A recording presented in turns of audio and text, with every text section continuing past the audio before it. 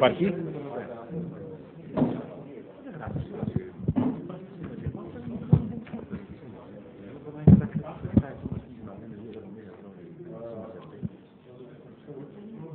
Αγαπητοί, να ξεκινήσουμε να κάνουμε την εισαγωγή. Ξεκινάμε και ελπίζουμε ότι οι φωνές μας θα καλέσουν και τους υπόλοιπους να επιταχύνουν την είσοδο. Μετά από τις πολύ ενδιαφέρουσες παρουσιάσεις μιας πολύ χρήσιμης, πιστεύω, ημερίδας και στο περιεχόμενο και στην ουσία αυτών που έχουν πει, αλλά και στη συμμετοχή όλων σας, μπαίνουμε σε μια μικρή συζήτηση. Μια συζήτηση στην ουσία παρουσίασης εμπειριών από επιχειρηματίες οι οποίοι έχουν περάσει και αυτή την μικρή κοιλάδα του θανάτου που, όπως υπόθηκε χαρακτηριστικά πριν, και οι οποίοι έχουν βρεθεί περισσότερες από μια φορές μπροστά στο δίλημμα πώς να επιλέξουν επένδυση, να αναζητήσουν πρώτα απ' όλα επενδυτή, να επιλέξουν επένδυση και στη συνέχεια να φέρουν αποτέλεσμα πάνω σε αυτήν. Γιάννης Γενναράκης, πρώτα απ' όλα το όνομά μου. Είμαι Γενικός Διευθυντής του Συνδέσμου Επιχειρήσεων Κινητών Εφαρμογών του ΣΕΚΕ.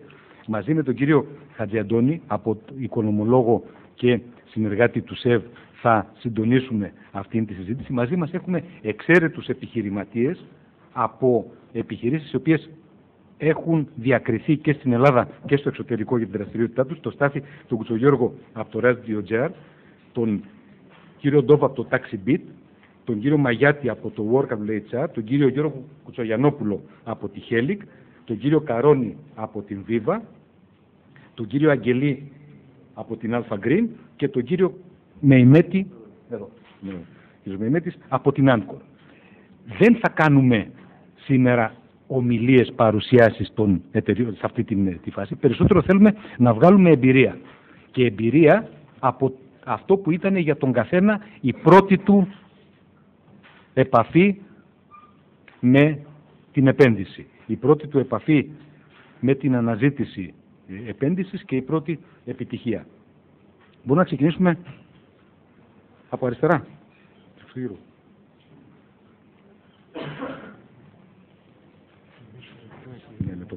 On. 1. Ποια ήταν η πρώτη σας εμπειρία, έτσι, σε pitching λοιπόν, του τρίλεπτου? Εμείς όταν ξεκινήσαμε να κάνουμε έτσι, όταν ξεκινήσαμε να κάνουμε την προσπάθειά μας, τότε δεν υπήρχαν επενδυτικοί φορείς, άλλοι εκτός από τους κρατικούς. Και γιατί όταν κάνεις μια καινούργια εταιρεία, οι επενδυτικοί φορείς, τα VC που υπήρχαν τότε, ήταν περισσότερο για εταιρείες που είχαν ήδη ιδρυθεί και είχαν ήδη μεγάλο κύκλο εργασιών για να μπορείς να πάρεις κάτι από εκεί. Οπότε το 2011 που ξεκινήσαμε στην επιχείρησή μας, υπήρχαν μόνο κρατικοί φορείς που μπορούσαν να σου δώσουν επένδυση. Και τότε μάλιστα το ξεκινήσαμε μόνο και μόνο για να πάμε και στο ΕΣΠΑ. Το ΕΣΠΑ, είχαμε κάνει τότε αίτηση στο ΕΣΠΑ Καινοτομίας. Πήραμε θετική απάντηση από το ΕΣΠΑ Καινοτομίας μετά από 1 χρόνο και 3 μήνες. Εγγύηση. Και μάλιστα αφού πήραμε θετική απάντηση, είχαμε ήδη προφανώς είχαμε καθυστερήσει εδώ και πολύ καιρό, δηλαδή 1 χρόνο και κάτι είναι πολλά έξοδα για μια επιχείρηση που τώρα ξεκινάει. Είχαμε ήδη ξεκινήσει να μιλάμε με την PJ Tech Catalyst και τότε ανακαλύψαμε μια τρύπα ότι αν είσαι στο ΕΣΠΑ και έχεις πάρει λεφτά από το ΕΣΠΑ, αυτό θεωρείται liability για τα VCs. Γιατί υπάρχουν κάποιοι όροι στο ΕΣΠΑ που λέει ότι αν αλλάξει το μετοχικό σχήμα της εταιρείας και μπει μέσα VC, δεν μπορεί να μπει με πάνω από κάποιο ποσοστό, οπότε αυτό θεωρείται liability, δηλαδή παίρνει τη μορφή δανείου και έπρεπε να τα επιστρέψεις. Οπότε το ΕΣΠΑ το ακυρώσαμε και μείναμε με την PJ. Αυτό ήταν έτσι, εν ολίγης.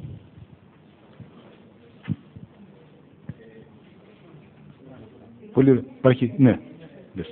Radio.gr. Ναι. Το Radio.gr είναι μια πλατφόρμα, τεχνολογική πλατφόρμα, για διαχείριση και λειτουργία ραδιοφωνικών σταθμών μέσω διαδικτύου. Είναι σε παγκόσμιο επίπεδο, δηλαδή οι πελάτες είναι κυρίως από εξωτερικό, και φέρνει μια μεγάλη καινοτομία στον χώρο της διαχείρισης των διαδικτυακών τηλεφώνων από απόσταση.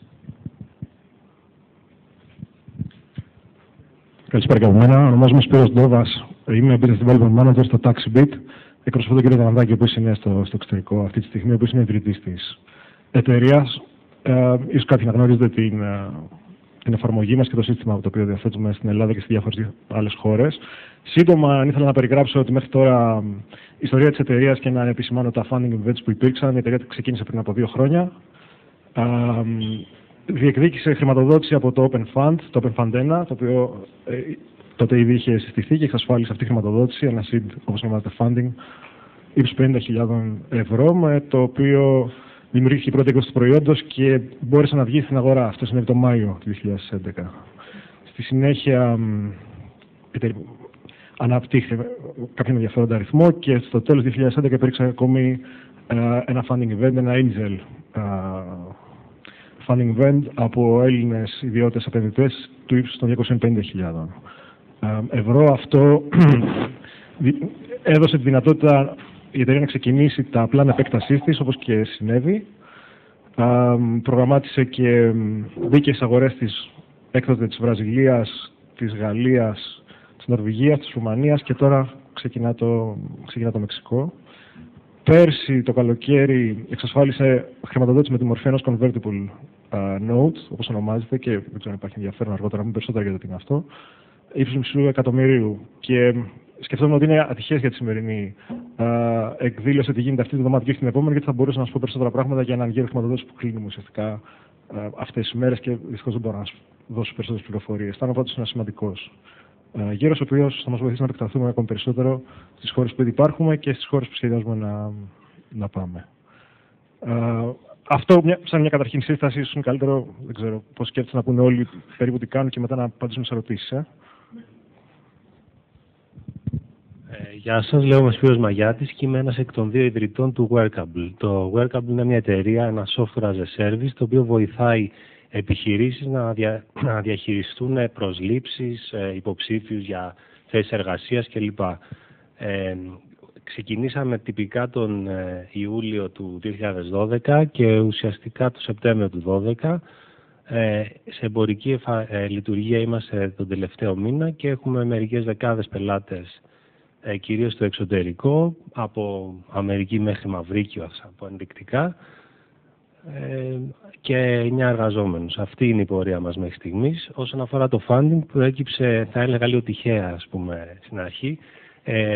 Τόσο εγώ όσο και ο partner μου, ο Νίκος Μορετάκης, ήμασταν εργαζόμενοι της Upstream. Έχει ακουστεί μερικές φορές η Upstream σήμερα. Νομίζω ότι πιο εσωτερικά είναι μια μεγάλη εταιρεία στον χώρο του mobile marketing. Όταν ανακοινώσαμε στους ιδιοκτήτες της Upstream ότι αποχωρούμε, χωρίς να έχουμε επιδιώξει funding, είχαμε αποφασίσει να την κάνουμε bootstrap την εταιρεία. Προθυμοποιήθηκαν να μας δώσουν ένα ποσό 100.000 για να ξεκινήσουμε, ας πούμε, με τη μορφή convertible note. Ξεκινώντας λοιπόν με αυτή τη λογική, είδαμε ότι έχει νόημα να σηκώσουμε περισσότερα λεφτά για να κάνουμε κάτι πιο φιλόδοξο και πριν από μερικούς μήνες ανακοινώσαμε με το Open Fund και κάποιους ιδιώτες επενδυτές ένα seed round 600.000. Αυτή είναι μέχρι στιγμής η εμπειρία μας. Θα πούμε περισσότερα αργότερα, φαντάζομαι. Καλησπέρα, εγώ είμαι ο Χάρης Καρόνης, είμαι διευθύνων σύμβουλος της Realize, της Viva Services και της Viva Payment. Εμείς είμαστε μια εταιρεία που ξεκίνησε στις αρχές του 2000, η κεντρική μας εταιρεία, η Realize, με 500.000 δραχμές τότε μετοχικό κεφάλαιο. Σήμερα είμαστε 80 άτομα, έχουμε άδεια ιδρύματος πληρωμών και άδεια έκδοση ηλεκτρονικού χρήματος για 30 χώρες ευρωπαϊκές. Δεν έχουμε πάρει ποτέ λεφτά, δεν έχουμε σηκώσει ακόμα χρήματα και νομίζω ότι μπορώ να σας πω και λόγους για τους οποίους δεν σηκώσαμε χρήματα σε προηγούμενες στιγμές. Αλλά και είμαστε ένα παράδειγμα μιας εταιρείας που λειτουργεί 13 χρόνια, που κατάφερε να ξεκινήσει από ένα παταράκι και να βρίσκεται με 80 άτομα προσωπικό σήμερα, να φτιάχνει γραφεία σε 11 χώρες μέχρι το τέλος της χρονιάς, χωρίς να έχει σηκώσει ακόμα χρήματα. Οπότε μπορώ να σας πω διάφορα πράγματα πάνω σε αυτό. Γιατί και πώς. Αυτά. Μια παράκληση προς όλους τους ομιλητές. Λίγο, όσο μπορούμε να προσαρμόσουμε το λεξιλόγιό μας στην καθημερινή γλώσσα. Το σηκώσαμε χρήματα, δεν ξέρω αν είναι σαφές σε όλους. Κάποιοι μπορεί να το παρανοήσουν κιόλας, ότι σηκώσαμε χρήματα από κάποια τράπεζα ή κάτι παρεμφερές. Το fundraising, ας πούμε, δεν είναι σαφές για όλους, εσείς το έχετε βιώσει. Για σας είναι ένας όρος πολύ έτσι, πρακτικός. Είναι λοιπόν, ας πούμε, ένας τρόπος εξέβρεσης κεφαλαίου, κάλυψης των κεφαλαιακών αναγκών κατά ένα μέρος, από ένα venture capital ή από άλλον οργανισμό. Αυτό υποθέτω ότι εννοούν οι αγαπητοί συνάδελφοι, φίλοι που μίλησαν μέχρι τώρα. Αλλά γενικώς έχετε, να θυμάστε ότι έχετε μπροστά ανθρώπους οι οποίοι μπορεί να είναι μηχανικοί, υποψήφοι μηχανικοί, όχι απαραίτητα εξοικειωμένοι με τους όρους της χρηματοοικονομικής μηχανικής.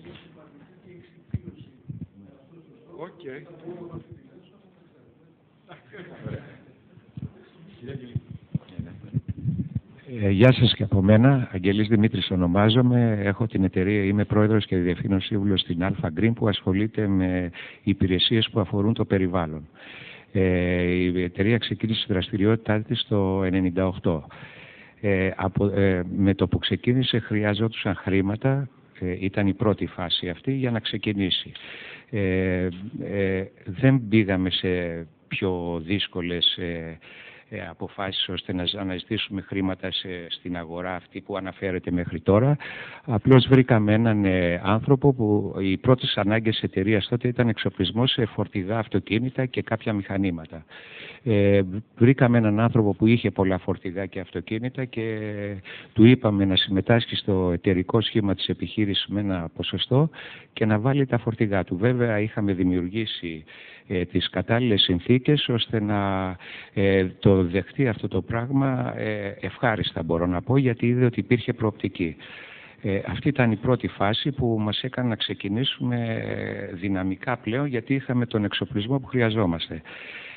Τώρα, τον τελευταίο καιρό, πριν από 6 μήνες, η εταιρεία μας, επειδή έχει φτάσει σε ένα αρκετά μεγάλο επίπεδο δραστηριοτήτων, έχει 100 άτομα προσωπικό και 10 εκατομμύρια περίπου ευρώ κύκλο εργασιών, χρειαζόμαστε κάτι καινούργιο που θα μας δώσει νέα πνοή. Με το πρόβλημα που υπάρχει με τις τράπεζες, δεν θα γινόταν τίποτα, οπότε απευθυνθήκαμε σε ένα φαν πλέον, γιατί είμαστε έτοιμοι και τους αποδεικνύαμε ότι μέχρι τώρα πορεία μας ήταν πετυχημένη. Έτσι καταφέραμε να μπει ένα τέτοιο φαν μέσα στην επιχείρηση και να προχωρήσουμε σε καινούργιες δραστηριότητες που θα καθετοποιήσουν τις υπηρεσίες που έχουμε στο περιβάλλον.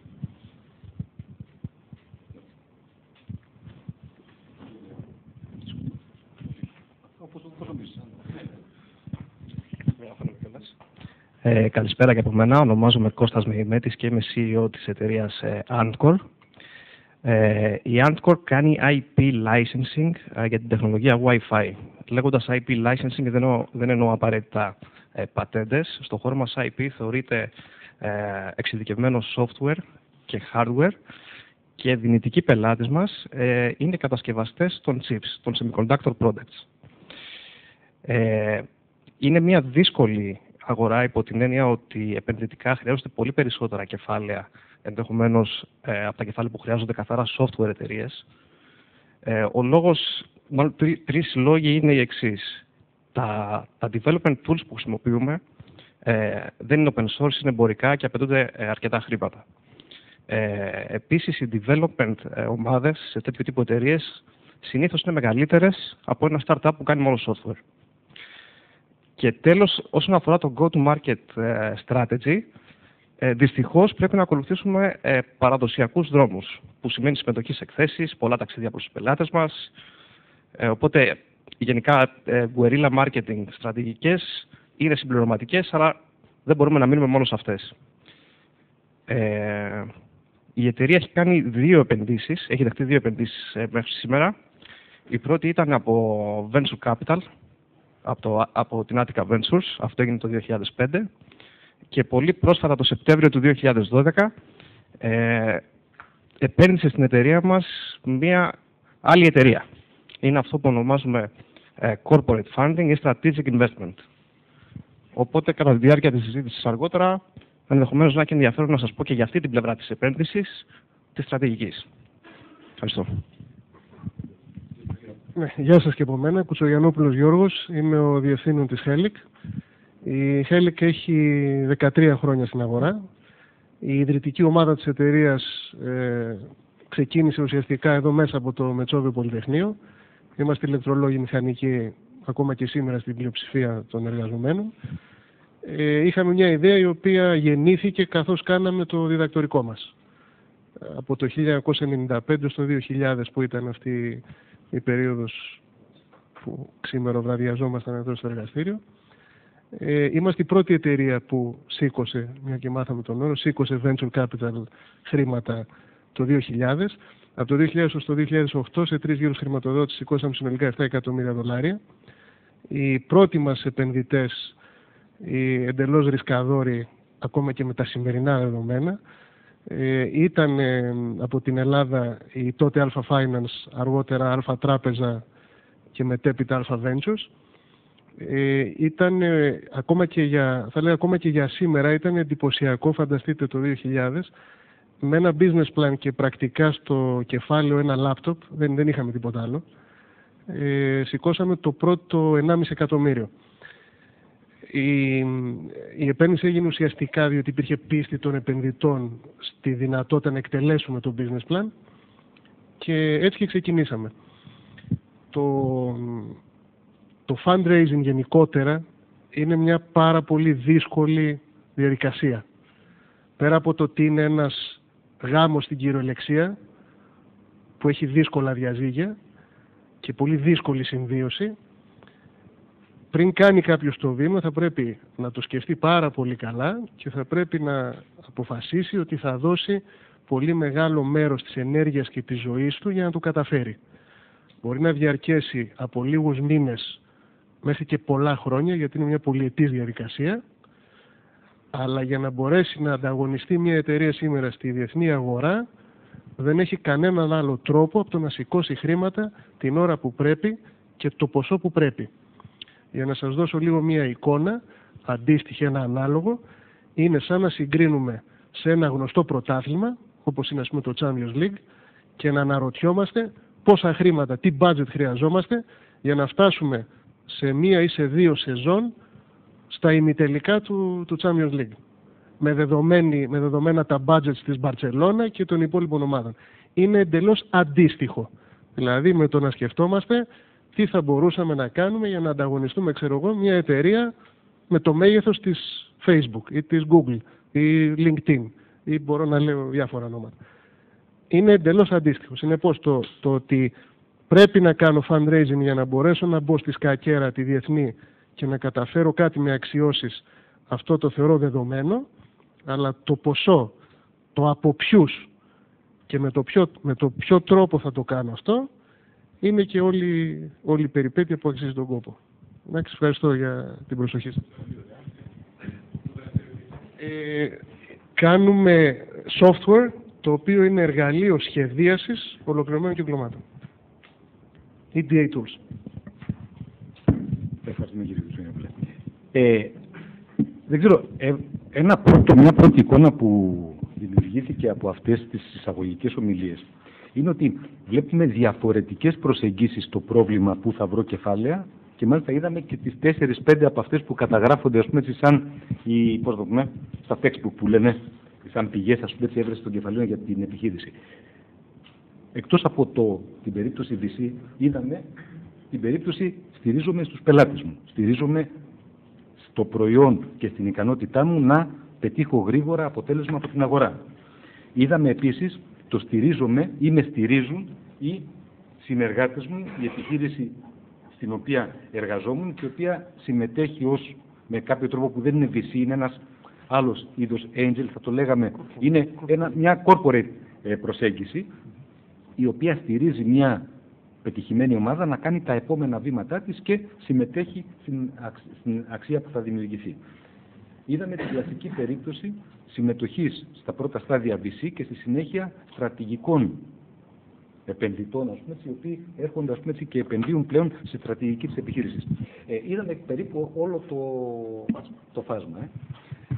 Δεν ξέρω, επειδή πάντα το τελευταίο διάστημα όλες οι συζητήσεις περιστρέφονται μόνο στο κομμάτι VC, προσέγγιση από VC. Βέβαια, απορρίπτουμε, όπως φάνηκε και από την προηγούμενη συζήτηση και τώρα, την περίπτωση ΕΣΠΑ ως χρηματοδότηση. Νομίζω δύο τουλάχιστον είπαν ότι αρνηθήκανε και προσεγγίσεις που ήδη ήταν, στα σκαριά. Αυτή τη στιγμή, αν σήμερα, κύριε Κουσογιαννού, που ξεκινήσατε από εσάς, ξεκινούσατε σήμερα με την εικόνα που έχετε για το χρηματοδοτικό τοπίο, θα ακολουθήσετε την ίδια στρατηγική, θα προτείνατε κάποια άλλη? Τι θα προτείνατε στον αντίστοιχό σας 22, 23, 24 χρονών που βγαίνει από το Πολυτεχνείο? Η απάντηση νομίζω σχετίζεται πάρα πολύ με το ποιο είναι το πλάνο. Δηλαδή, μιλώντας με αυτόν τον υποψήφιο επιχειρηματία, η βασική μου ερώτηση θα ήταν τι τελικά θέλεις να κάνεις με την εταιρεία αυτή. Ποιον θέλεις να ανταγωνιστείς, ποια πορεία θέλεις να έχει, ποιες είναι οι προσωπικές σου φιλοδοξίες ως founder, ποιο είναι το πιθανό exit strategy αν θέλεις τελικά να φέρεις επενδυτές στην εταιρεία. Με τον όρο exit strategy, για να είμαστε σίγουροι ότι καταλαβαίνουμε όλοι το ίδιο, εννοούμε αν τελικά φέρω χρήματα στην εταιρεία μου, πώς τελικά αυτοί οι επενδυτές θα βγουν, δηλαδή πώς θα βγάλουν λεφτά. Λοιπόν, όλες αυτές οι ερωτήσεις θα βοηθήσουν κάποιον να αποφασίσει αν και κατά πόσο θα πρέπει να πάρει τέτοιου είδους χρηματοδότηση. Για να απαντήσω λοιπόν στην ερώτηση αν θα συμβούλευα κάποιον να κυνηγήσει χρηματοδότηση, η απάντηση είναι σαφώς ναι, και ο λόγος για τον οποίο το λέω είναι ότι ό,τι και αν σκεφτούμε εμείς σήμερα εδώ ως ιδέα επιχειρηματική, και αυτό σας το υπογραμμίζω, υπάρχουν τουλάχιστον άλλοι 10 στον πλανήτη που αυτή τη στιγμή το σκέφτονται επίσης και επίσης έχουν πάει στους πρώτους επενδυτές για να βρουν λεφτά. Συνεπώς, αν θέλουμε να πετύχουμε στο καινούριο startup που σκεφτόμαστε, θα πρέπει να μελετήσουμε πολύ καλά την αρένα στην οποία θα μπούμε, δηλαδή ποιοι άλλοι θα πάνε να παίξουν σε αυτό το γήπεδο και αυτοί οι άλλοι που θα παίξουν σε αυτό το γήπεδο τι πρόσβαση σε κεφάλαια έχουν. Να το κάνω λίγο πιο συγκεκριμένο. Εάν μιλάμε για μια ομάδα ηλεκτρολόγων μηχανικών εδώ το Μετσόβιο που έχουν μια θαυμάσια ιδέα για κάποιο ωραίο software as a service, αντίστοιχες ιδέες αυτή τη στιγμή παίζουν στο Στάνφορντ? Αν ναι, που μάλλον ναι είναι η απάντηση, αν είναι καλή ιδέα, αυτοί οι άνθρωποι που θα πάνε εκεί στο Πάλο Άλτο δίπλα, σε ένα δρόμο που υπάρχουν γύρω στα $50 δις, τι χρηματοδοτήσεις θα τραβήξουν? Συνεπώς, όταν εγώ θα τους κοντράρω, τι πιθανότητα έχω να τους κερδίσω? Αυτό σας το κάνω πολύ απλοϊκό. Δεν είναι τόσο απλοϊκό στην πραγματικότητα, είναι αρκετά πιο πολύπλοκη διαδικασία. Αλλά αυτό το πλαίσιο των ερωτήσεων, για να αρχίσει κάποιος, είναι πολύ βασικό να το απαντήσει στα πρώτα βήματα. Σε ποια αρένα θα παίξω? Αν αντίστοιχα η απάντηση είναι κάνω μια εταιρεία για να παίξω στην αρένα της ελληνικής αγοράς. Πολύ ωραία. Εδώ με ποιους θα κοντράρω? Θα κοντράρω με αυτούς, ξέρω εγώ, που θα έχουν πρόσβαση σε αυτά τα κεφάλαια. Πολύ ωραία. Και τι χρειάζομαι εγώ για να μπορέσω να τους ανταγωνιστώ? Χρειάζομαι αυτό το ποσό.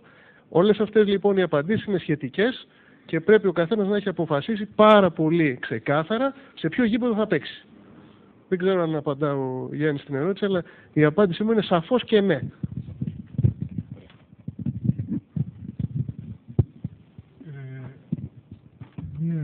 Μια ερώτηση με δύο σκέλη. Τώρα, μια ερώτηση έτσι κάπως διπλή. Η πρώτη είναι, έτσι, όποιος θέλει απαντά.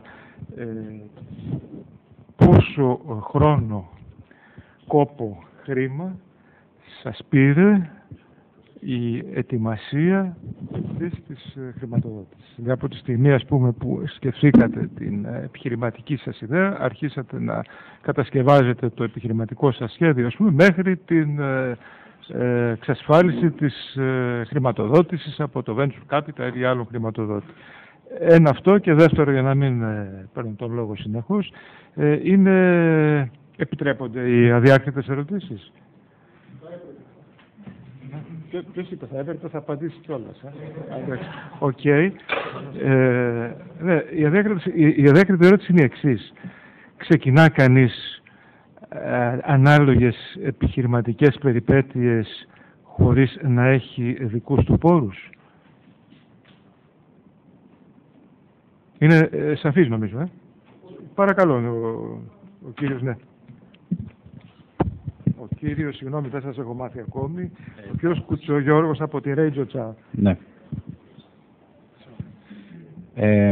Καταρχήν να πω ότι εμείς όταν ξεκινήσαμε, επειδή ακριβώς ήταν έτσι η κατάσταση, βάλαμε δικούς μας πόρους. Και μάλιστα βάλαμε ένα πολύ μεγάλο ποσό, της τάξης των 150.000.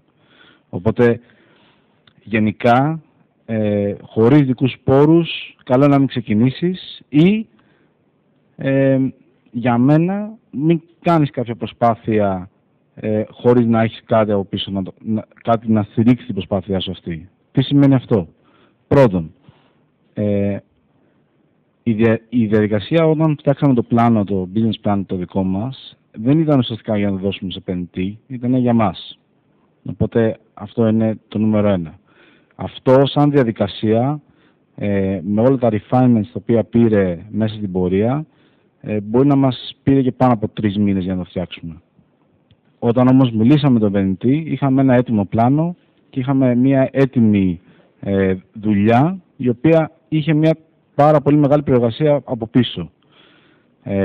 Από εκεί και πέρα, το κόστος χρόνου από τη στιγμή που θα αρχίζει να μιλάς με τον επενδυτή μέχρι να πάρει τα κεφάλαια, έχει 2 παράγοντες βασικούς. 1, πόσο όριμος είσαι σαν εταιρεία ή σαν startup, δηλαδή στη δικιά μας περίπτωση που ήμασταν ήδη μια εταιρεία με κύκλο εργασιών, με ένα προϊόν το οποίο είναι πολύπλοκο και δύσκολο να το εξηγήσει σε κάποιον ο οποίος δεν είναι της τεχνολογίας, μας πήρε πιο πολύ χρόνο να εξηγήσουμε ποιοι είμαστε και να μας κάνουν τους αντίστοιχους ελέγχους.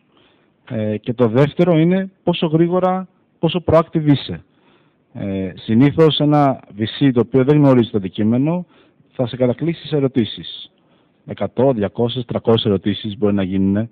Δηλαδή το μεγαλύτερο διάστημα είναι αυτό το πράγμα. Οπότε είναι πρώτον πόσο proactive είσαι. Η πιο δύσκολη ερώτηση ποια ήταν, έτσι να θυμάστε?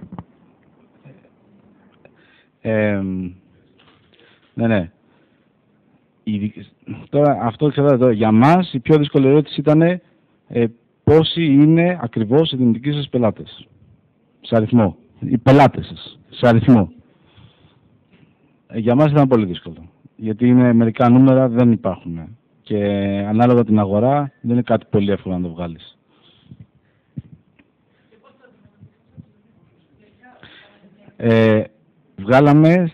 Χρησιμοποίησαμε στατιστικά μοντέλα αρκετά πολύπλοκα, δηλαδή είχε περίπου 3 σελίδες επεξήγηση του μοντέλου για το πώς βγάζουμε πώς καταλήγουμε στο συγκεκριμένο νούμερο των πελατών.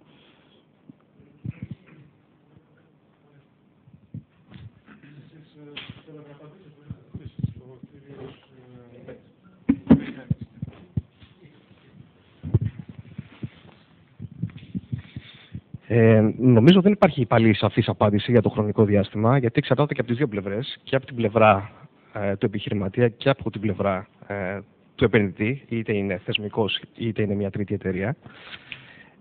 Εγώ αυτό που θα έλεγα σαν συμβουλή περισσότερο είναι ότι αν έχουμε μια μικρή ομάδα επιχειρηματιών που έχει κάνει ένα startup, καλό θα είναι ένας εκ των founders να αναλάβει το ρόλο του τρεξίματος ανέβρεσης κεφαλαίων, γιατί όντως παίρνει πολλή ενέργεια.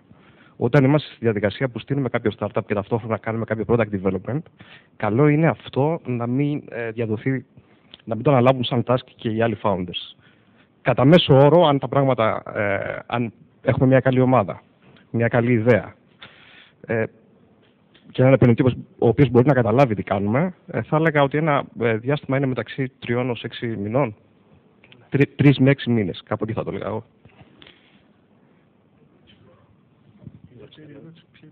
Η δεύτερη ερώτηση είναι ποια είναι, γιατί, ποια ήταν αυτή? ναι, τα λεφτά.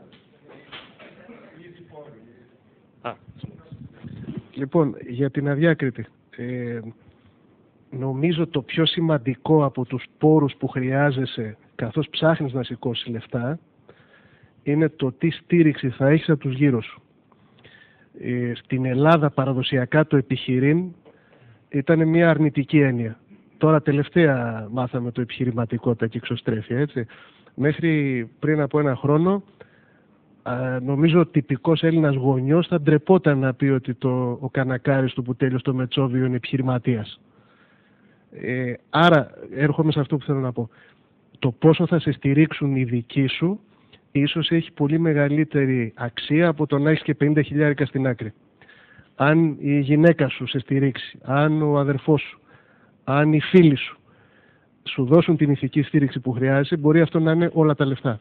Τώρα, εάν έχεις, γιατί υπάρχει και ο βιοπορισμός, εάν προτίθεσαι να βγεις στον δρόμο να σηκώσεις λεφτά και αυτό διαρκέσει ένας χρόνος και πρέπει το παιδί σου να πάει σχολείο, ναι, πρέπει να έχεις στην άκρη κάποια χρήματα. Αλλιώς είναι αδύνατο.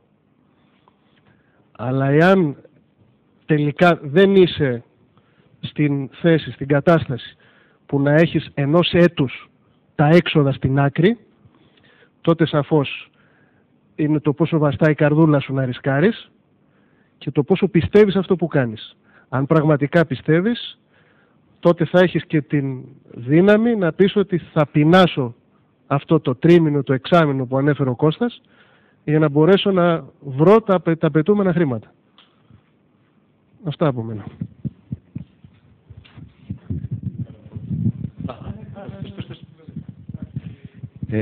Εγώ έχω μία άποψη, όπως σας είπα, από την πρώτη φάση της επένδυσης που έγινε στην επιχείρησή μου.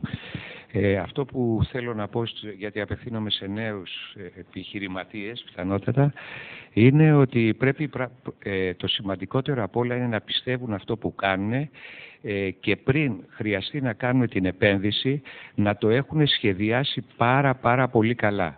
Όχι μόνο σε επίπεδο γνώσης του αντικειμένου τους, αλλά και στην αγορά που θα απευθυνθούν και να ξέρουν ήδη να έχουν κάνει, αν είναι δυνατόν, και την πρώτη προσέγγιση στους πελάτες τους. Εγώ βασίστηκα σε αυτό το δεύτερο κομμάτι, γιατί δημιουργώντας την επιχείρηση, όταν χρειάστηκε να μπουν τα χρήματα που μπήκανε, που δεν είναι μυστικό, δεν πρέπει να είναι μυστικό, έβαλα υποθήκη το σπίτι μου και χρησιμοποίησα και ένα χρηματοδότη να μου δώσει τα πρώτα αυτοκίνητα. Αυτό ήτανε, αλλά είχα έτοιμο τον πελάτη. Δηλαδή με το που ξεκίνησε η επιχείρηση, κέρδισα τον πρώτο πελάτη, ένα σημαντικό πελάτη τότε, τα Ελληνικά Πετρέλαια, που μου έδωσε αμέσως τη ρευστότητα να προχωρήσω στις επόμενες φάσεις. Άρα, αλλά είναι πολύ σημαντικό να καταλάβετε ότι δεν είναι μόνο να έχουμε μία έξυπνη ιδέα, είναι να έχουμε και τον άνθρωπο που θα τη διοχετεύσουμε, θα την πουλήσουμε την ιδέα αυτή, την επιχείρηση, αυτό που σκοπεύουμε να κάνουμε. Παίρνω λίγο αυτό που είπατε για να σχολιάσω το εξής. Επειδή προσωπικά είμαι μηχανικός ψυχή και σώμα, σας διαβεβαιώ ότι παγκοσμίως οι μηχανικοί έχουμε την τάση να νομίζουμε ότι μας αξίζει η αγορά. Δηλαδή ότι είχαμε την ιδέα, δεν έχουμε βρει ακόμα τον πελάτη, αλλά επειδή είμαστε πολύ έξυπνοι άνθρωποι, ο πελάτης θα έρθει. Δεν ισχύει κάτι τέτοιο, αυτό είναι πολύ λάθος. Συνεπώς το βήμα του νέου επιχειρηματία, το πρώτο, είναι να μπορέσει να βρει τον πρώτο πιθανό πελάτη. Με άλλα λόγια, ποιος βάζει 1 ευρώ στο τραπέζι για την ιδέα που έχεις. Αν υπάρχει ένας που βάζει 1 ευρώ, αρχίζουμε και μιλάμε. Ό,τι και αν σκεφτείτε, όποιο πλάνο και αν κάνετε, προσπαθήστε με το πρώτο βήμα να δείτε ποιος θα βάλει 1 ευρώ στο τραπέζι για αυτή την ιδέα που έχετε. Και από εκεί όλα σιγά σιγά θα χτιστούν. Ευχαριστώ. Καταρχήν, εγώ θα θέλω να πω λίγο σε σχέση με το χρόνο, να πω 2-3 πράγματα για το τι συμβαίνει σήμερα. Από ότι νομίζω ότι θα σας εξηγήσουν και γενικότερα το πλαίσιο το χρηματοδοτικό που υπάρχει σήμερα. Για να μην λέμε ευχάριστα μόνο πράγματα, να πούμε τα πράγματα με το όνομά τους. Καταρχήν, δεν υπήρξαν ποτέ φαντ στην Ελλάδα. Φαντ στη τεχνολογία δεν υπήρχαν ποτέ. Βλέπουμε κάποιες μικρές μοναδικές εξαιρέσεις, ο Κουτσογιαννόπουλος, ας πούμε, είναι μια τέτοια εξαίρεση. Και μιλάω για εταιρείες από το 2000 και μετά, έτσι, που εγώ γνωρίζω, που εγώ δραστηριοποιούμαι επιχειρηματικά. Δεν υπήρχαν ποτέ fund τα οποία να κοιτάνε την τεχνολογία. Το μόνο πράγμα που κοιτούσαν ήταν αν τυχόν θα επενδύσουν σε κανένα ξενοδοχείο, σε μια τέτοια λογική. Δεν υπήρχαν fund. Το τραπεζικό σύστημα επίσης ουδέποτε, ακόμη και στις καλές του εποχές, δεν καταλάβανε τη δουλειά που κάνουμε. Όταν έχεις μια σύμβαση Pago, pay as you go δηλαδή, που πληρώνεσαι από έναν πελάτη σου, παίρνεις κάποια χρήματα, δεν έχει συγκεκριμένο τίμημα η σύμβαση, αλλά με βάση τη χρήση πληρώνεσαι, είναι συμβάσεις που δεν μπορείς να τις κάνεις σε factoring. Άρα τι βλέπουμε ένα... Το factoring είναι γνωστό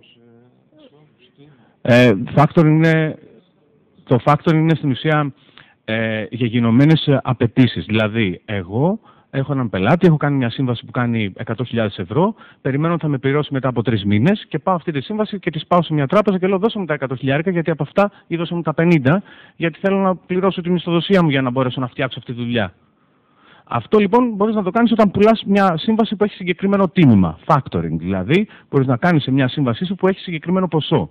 Αν αντί να έχει ποσό, η σύμβασή σου είναι μια σύμβαση συνεργασίας που λέει ότι για κάθε χρήση της εφαρμογής μου, για κάθε ένα transaction που περνάει, για κάθε μια κίνηση τέλος πάντων, εγώ παίρνω 10 cents, δεν έχει συγκεκριμένο όμως τίμημα, δεν έχει 100.000 ευρώ. Αυτή είναι μια σύμβαση που δεν την καταλαβαίνουν οι τράπεζες. Ακόμη και αν αυτή είναι μια σύμβαση revenue sharing. Άρα λοιπόν, δεν υπήρχαν ποτέ funds στη χώρα, στην τεχνολογία, δεν υπήρχαν ποτέ οι τράπεζες να καταλαβαίνουν αυτό που κάναμε. Το ότι κάποιοι καταφέρανε να κάνουν κάποιες συγκεκριμένες κινήσεις είναι εξαιρέσεις. Είτε από πού βρίσκονται αυτές οι εξαιρέσεις, είπαν πολύ καλά τα παιδιά από το TaxiBit, τους λέει βρήκαμε κάποιους, μας βοήθησε στην αρχή το Open Fund, που ήταν μια από τις κινήσεις οι οποίες έγιναν, οι οποίες ήταν πάρα πολύ καλά για startup τέτοιας μορφής, seed funding στην ουσία, και βρήκαν οι άνθρωποι κάποια χρήματα ακόμη από επενδυτές οι οποίοι ήταν στην ουσία angel investors, δηλαδή άνθρωποι οι οποίοι βρισκόντουσαν κοντά τους, άρα κατάφεραν να πουλήσουν στο στενό τους κύκλο. Και δεν λέω για το TaxiBit σαν TaxiBit, λέω γενικότερα. Επειδή δεν γνωρίζω για εσάς. Ναι. Απλά προσπαθώ να πω ότι αν λοιπόν κάποιος βρει χρήματα, οι περισσότεροι, και με αφήνω έξω τα παραδείγματα που βρίσκονται εδώ, υπάρχει λοιπόν να βρεις από κάποιο κοντινό σου περιβάλλον, είτε θα είναι η εταιρεία στην οποία δούλευες που θα σε βοηθήσει, είτε είναι κάποιοι επενδυτές οι οποίοι βρίσκονται στον κύκλο το δικό σου για να μπορέσουν να σε βοηθήσουν, είτε είναι ο πελάτης σου που τελικά κατάφερε να βγάλεις λεφτά από αυτό. Όπως είπα λίγο πιο πριν. Άρα, όλο αυτό είναι το πλαίσιο που βλέπαμε σήμερα. Αν μιλήσουμε λοιπόν για το χρόνο που χρειαζότανε, θα πω ότι εμείς είμαστε για να κάνουμε ένα first round investment μετά από το καλοκαίρι. Έχουμε μιλήσει σχεδόν με όλα τα fund που είναι υποίδρυση και η κατάσταση είναι συγκεκριμένη. Ακόμη και σήμερα που μιλάμε, δεν υπάρχουν fund. Βρέθηκαν λίγο πιο πριν στη συγκεκριμένη εκδήλωση να μιλήσουν με διάφορα fund. Δεν έχουν δραστηριοποιηθεί ακόμα. Περιμένουμε ότι θα δραστηριοποιηθούν. Και σας μιλάω γιατί είμαι και ένας από τους επενδυτές ενός από αυτά τα fund που είναι μέσα στο Jeremy. Άρα, όχι, έχουν ξεκινήσει. Δηλαδή είναι αυτό τώρα όμως. Ναι. Απλά προσπαθώ. Όχι, εγώ αυτό προσπαθώ να πω είναι ότι σήμερα, τους τελευταίους 3 μήνες που ανοίγουν ένα-ένα τα fund τα συγκεκριμένα του Jeremy, ναι, ένα-ένα ανοίγουν. Αλλά όμως, όλο αυτό το συγκεκριμένο κομμάτι, αν εξαιρέσεις το Jeremy και από την αρχή της χρονιάς, είναι κάτι που το περιμένουμε άλλα 2 χρόνια πίσω. Έτσι δεν είναι? Άρα δεν... Όχι, λέμε ότι τώρα είναι ευκαιρία. Εγώ αυτό προσπαθώ να πω. Εγώ λέω ότι αν σας έπαιρνε πάρα πολύ χρόνο μέχρι τώρα με τα φαν που ανοίγουν από το Jeremy, είναι η ευκαιρία. Δηλαδή τώρα υπάρχει αυτό το κλίμα. Και με τέτοιες εταιρείες όπως είναι αυτές που βρίσκονται ειδικά εδώ στο πάνελ, που βρίσκονται γενικότερα έξω, που έχουν ήδη κάνει κάποια τέτοια βήματα, αρχίζει να δημιουργείται ένα περιβάλλον επενδυτικό, το οποίο σε συνδυασμό με αυτά τα καινούργια φαν που έρχονται, να φτιάχνει ένα εντελώς διαφορετικό πράγμα. Άρα, ο χρόνος που υπήρχε λίγο πιο πριν ήταν πολύ μεγάλος. Ο χρόνος που θα υπάρχει από τώρα και μετά θα είναι πάρα πολύ μικρός, γιατί αυτά τα φαν ήδη ξεκινάνε να δουλεύουν. Μπορεί κάποια από τα παιδιά να είχαν ήδη προσπαθήσει πριν από 6 μήνες και να έχουν απογοητευτεί. Ή να είχαν προσπαθήσει πριν από 1 χρόνο και να έχουν απογοητευτεί. Λέω ότι ξαναπροσπαθήστε τώρα. Τώρα οι χρόνοι θα είναι πολύ πιο γρήγοροι, γιατί τα φαντ αυτά πλέον είναι εδώ. Οπότε μπορεί να πάει ένα βήμα πιο πέρα.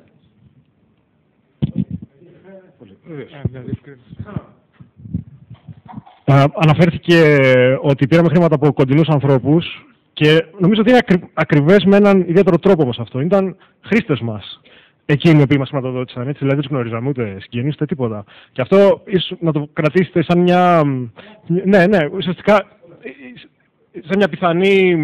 σαν ένα πιθανό παράγοντα όταν αξιολογείτε μια δική σας ιδέα. Αν η ιδέα σας είναι κάτι που είναι ελεύθερα προσβάσιμο στους περισσότερους, μπορεί εύκολα να το καταλάβει. Αν έχοντας ξεκινήσει μπορεί να δει ο ίδιος ή η ίδια την ποιότητα της υπηρεσίας που προσφέρεται. Αν φτάσει σε αυτόν το μήνυμα από κάποιον άλλο που το χρησιμοποίησε γνωστό του και του πει: κοίτα να δεις, αυτό είναι πάρα πολύ καλό, αμέσως απέναντι αυτόν τον ανθρώπων που πιθανώς διαθέτουν ένα κεφάλαιο για να επενδύσουν στην τεχνολογία, έχετε ένα πολύ καλό intro. Έτσι. Δεν χρειάζεται να συστήσει κανένας άλλος. Μιλάει η ίδια η υπηρεσία για σας. Και ήμασταν ευτυχείς εμείς να έχουμε σε αυτή τη διάρκεια ανθρώπους οι οποίοι είχαν την ευκαιρία να δουν στην πράξη το προϊόν μας και συνεχώς για την ομάδα και ήταν για το τεχνικό πλάνο και βρίσκονται μαζί μας σήμερα. Είναι δυσκολότερα για κάποιον ο οποίος φτιάχνει κάτι πάρα πολύ νης, κάτι πάρα πολύ εστιασμένο, κάτι που χρειάζεται για κάποιον να το εξηγήσει πάρα πολύ και βρίσκεται σε μια διαφορετική, σε δυσκολότερη θέση ή τέλος πάντων διαφορετική από αυτήν. Εγώ θα ήθελα να πω 2 πράγματα. Που επειδή είναι και πολλά νέα παιδιά, μην τους απογοητεύουμε. Καταλαβαίνω αυτό που λες και εγώ το πιστεύω σε μεγάλο βαθμό ότι αν δεν έχεις κάτι από πίσω είναι πολύ δύσκολο να ξεκινήσεις. Παρ' όλα αυτά, μίλησε πριν ας πούμε και ο Γιώργος Τζιραλής από το Open Fund ότι υπάρχουν και pre-seed investments αυτή τη στιγμή που πας με μία ιδέα και παίρνεις ένα μικρό ποσό να ξεκινήσεις. Δεν θα σε σώσει αυτό το πράγμα, αλλά για τους ανθρώπους που δεν έχουν... εντάξει, απλά αυτό έρχεται με κάποιο τίμημα. Έτσι, θα πρέπει να δώσεις ένα αρκετά μεγάλο ποσοστό της εταιρείας σου για ένα μικρό ποσό, αλλά για ανθρώπους οι οποίοι δεν μπορούν να ξεκινήσουν με ένα διαφορετικό τρόπο, είναι μία οδός κι αυτή. Ένα είναι αυτό που θέλω να πω και το δεύτερο που θέλω να πω είναι ότι οι επενδυτές δεν επενδύουν σε data points. Αν εμφανιστώ εγώ, ας πούμε, ότι πάω στην Greylog, μία από τις μεγαλύτερες εταιρείες venture capital για τεχνολογία και γενικότερα, με την καλύτερη δυνατή ιδέα, ίσως και με τα καλύτερα δυνατά δεδομένα. Έχω, δεν ξέρω, κάποια εκατομμύρια πελάτες, κάποια εκατομμύρια revenues. Οι επενδυτές επενδύουν σε trends. Πρέπει να δουν μια πορεία η οποία να είναι ανωδική για να πιστέψουν ότι μια ιδέα αξίζει. Και αυτό είναι που παίρνει χρόνο. Αν λάβεις υπόψη σου ότι αυτό το πράγμα πρέπει να το γνωρίσει ένας επενδυτής και θέλει να δει ποια είναι η πορεία σου και όχι απλά κάποια εντυπωσιακά data points, πρέπει να έχεις στο μυαλό σου ότι στην ουσία fundraising κάνει συνεχώς. Δηλαδή δεν είναι ότι έκλεισε ένα round και μετά ξεχνάω όλους τους επενδυτές, δεν μιλάω με κανέναν και όταν τα ξαναχρειαστώ αρχίζω και τρέχω και μου παίρνει 6 μήνες και όχι δεν έχω λεφτά και τελειώνει τα λεφτά και τι να κάνω. Θα πρέπει να κρατάς επαφές με επενδυτές ανοιχτές επαφές όπως είπα, γιατί οι επενδυτές θέλουν να δουν την πορεία σου, αν είναι ανωδική, αν πηγαίνεις καλά, θέλουν να μαθαίνουν νέα σου, αυτή είναι η δουλειά τους και τότε αποφασίζουν να επενδύσουν. Αυτά ήθελα να πω σαν αφορά το χρόνο. Πολύ ωραία. Όπως με παίρνει και πιο μορφή συζήτηση. Νομίζω ότι πρώτα να πω κάτι προσωπικό, συγγνώμη για πριν που σηκώθηκα. Ήταν ένα επίγον τηλεφώνημα από μια άλλη συνάντηση την οποία θα ξεκινήσει σε λίγο και στην οποία πρέπει να συμμετέχω. Έχουμε καθυστερήσει λίγο, θα χρειαστεί να φύγω σε λίγο δυστυχώς, αλλά και ζητάω πολύ συγγνώμη γι' αυτό. Μια παρατήρηση σε αυτά που έχουμε πει και η διαφωνία, η διχογνωμία ανάμεσα στους ομιλητές προέρχεται από το ότι αυτή τη στιγμή υπάρχουν διαφορετικοί και υπήρχαν πάντα διαφορετικές προσεγγίσεις και διαφορετικοί τρόποι χρηματοδότησης. Που άλλοι δουλεύανε για μια επιχείρηση, άλλοι δουλεύανε για μια εποχή και δεν δουλεύουν για μια άλλη. Υπάρχουν εποχές στις οποίες οι τράπεζες, τα χρηματοδοτικά κεφάλαια κτλ. Δεν είναι στην καλύτερη φάση τους, άρα άλλοι τρόποι μας εξυπηρετούν. Υπάρχουν άλλες εποχές στις οποίες υπάρχει διαφορετική προσέγγιση και αυτονομία κεφαλαίων. Αλλά νομίζω επειδή κινηθήκαν διάφορα χέρια ή πρόσωπα με διάθεση να ρωτήσουν.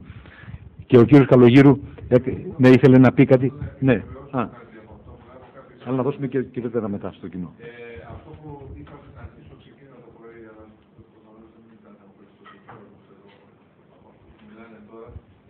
από έρευνες που έχουν γίνει και στην Ευρώπη και στην Αμερική, έρευνες πεδίου σε νέες επιχειρήσεις που φτιάχτηκαν τη δεκαετία του 2000. Σε μία έρευνα να συμμετέχουμε και εμείς ως ομάδα στο Πανεπιστήμιο, στο Πολυτεχνείο και σε πολλές ευρωπαϊκές χώρες αλλά και στην Αμερική. Τα ήδη οι πόροι είναι το μεγαλύτερο κομμάτι για τις νέες επιχειρήσεις και για τις καινοτόμες επιχειρήσεις. Ένα μεγάλο κομμάτι είναι ήδη οι πόροι.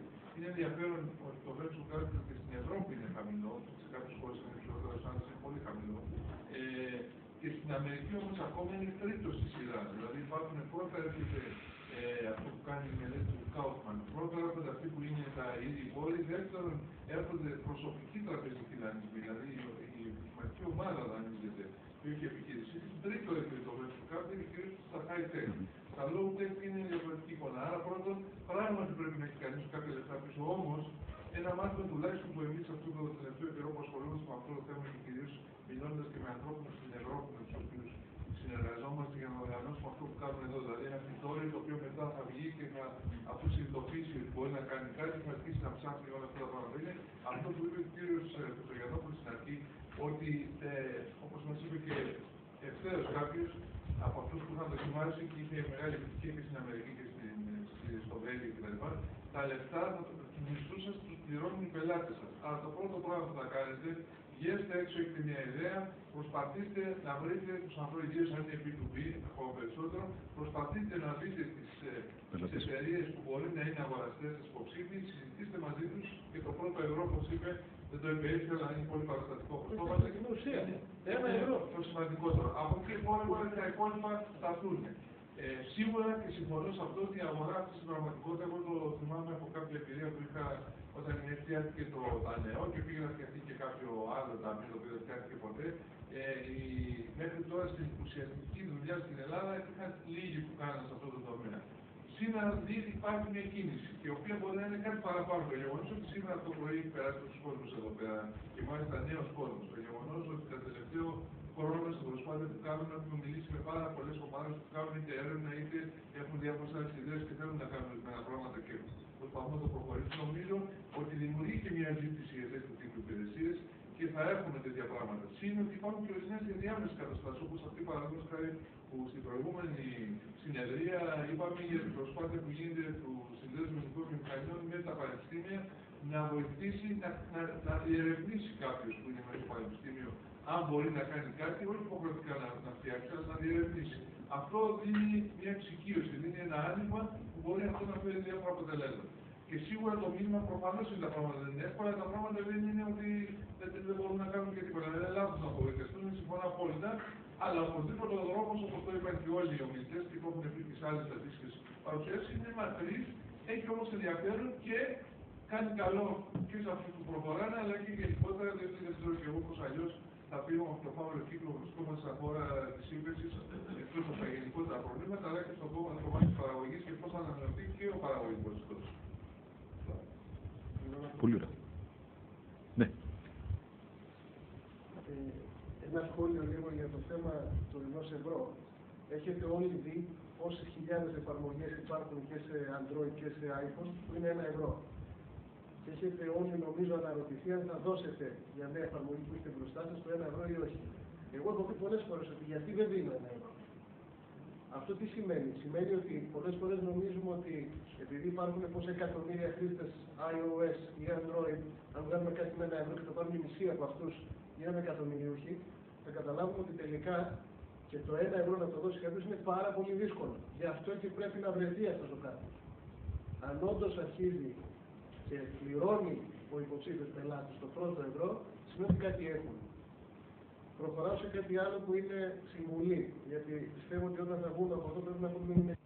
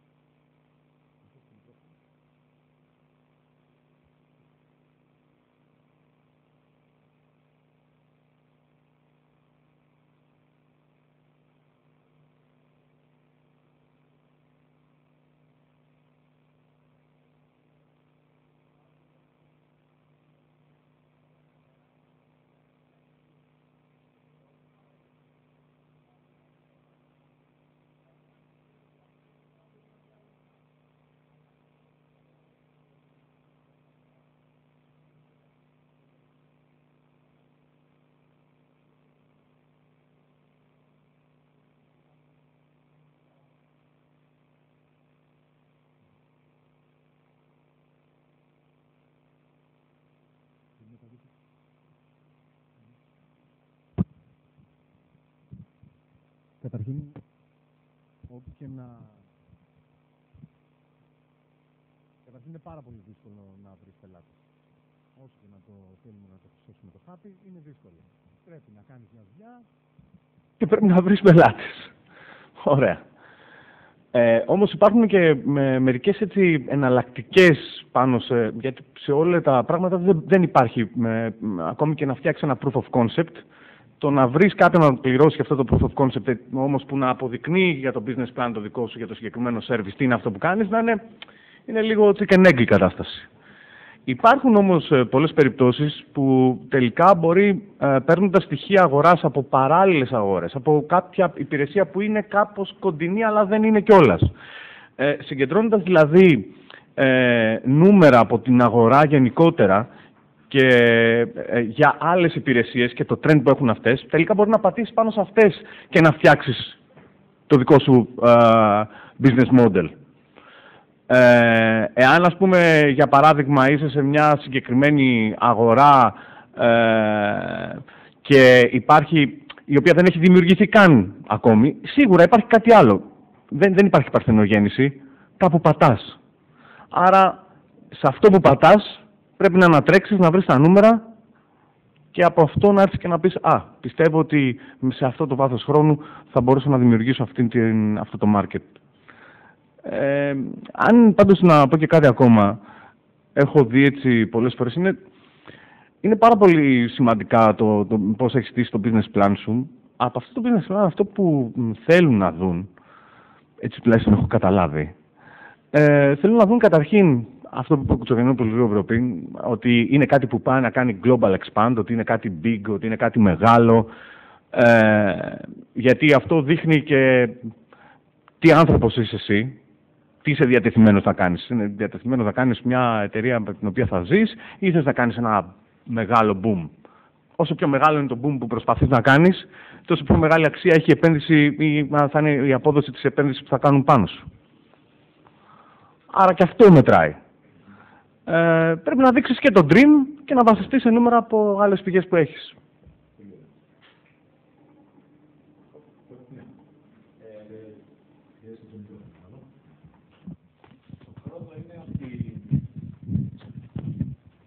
Αν δεν μπορείς να βρεις πελάτες για το προϊόν σου, καταρχήν είναι απορριπταίο αυτό. Μπορεί να μην είναι ένα προϊόν που να έχει φτιάξει πελάτη. Ναι, και το δεύτερο είναι ότι θα πρέπει να βλέπεις και τις δύο πλευρές. Δηλαδή, αν δεν υπάρχει αυτό στην αγορά, γιατί δεν υπάρχει στην αγορά ακόμα. Οπότε είναι και τα δύο πράγματα που πρέπει να δεις. Και είναι και άλλη μια ερώτηση που θέλω να απαντήσω.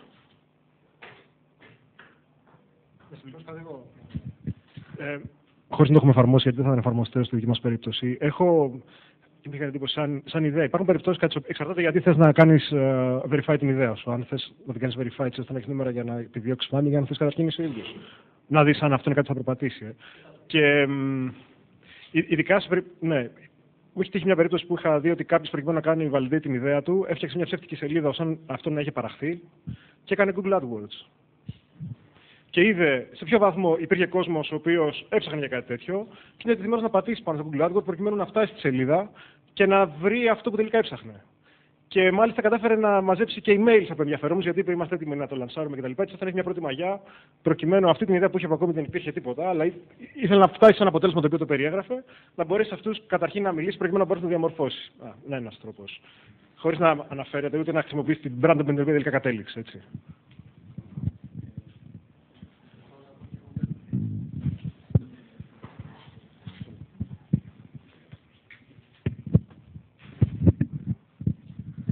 Υπάρχει ένα πάρα πολύ ωραίο βιβλίο από κάποιον που λέγεται Eric Ries, ίσως το ξέρετε αρκετοί από εσάς, The Lean Startup.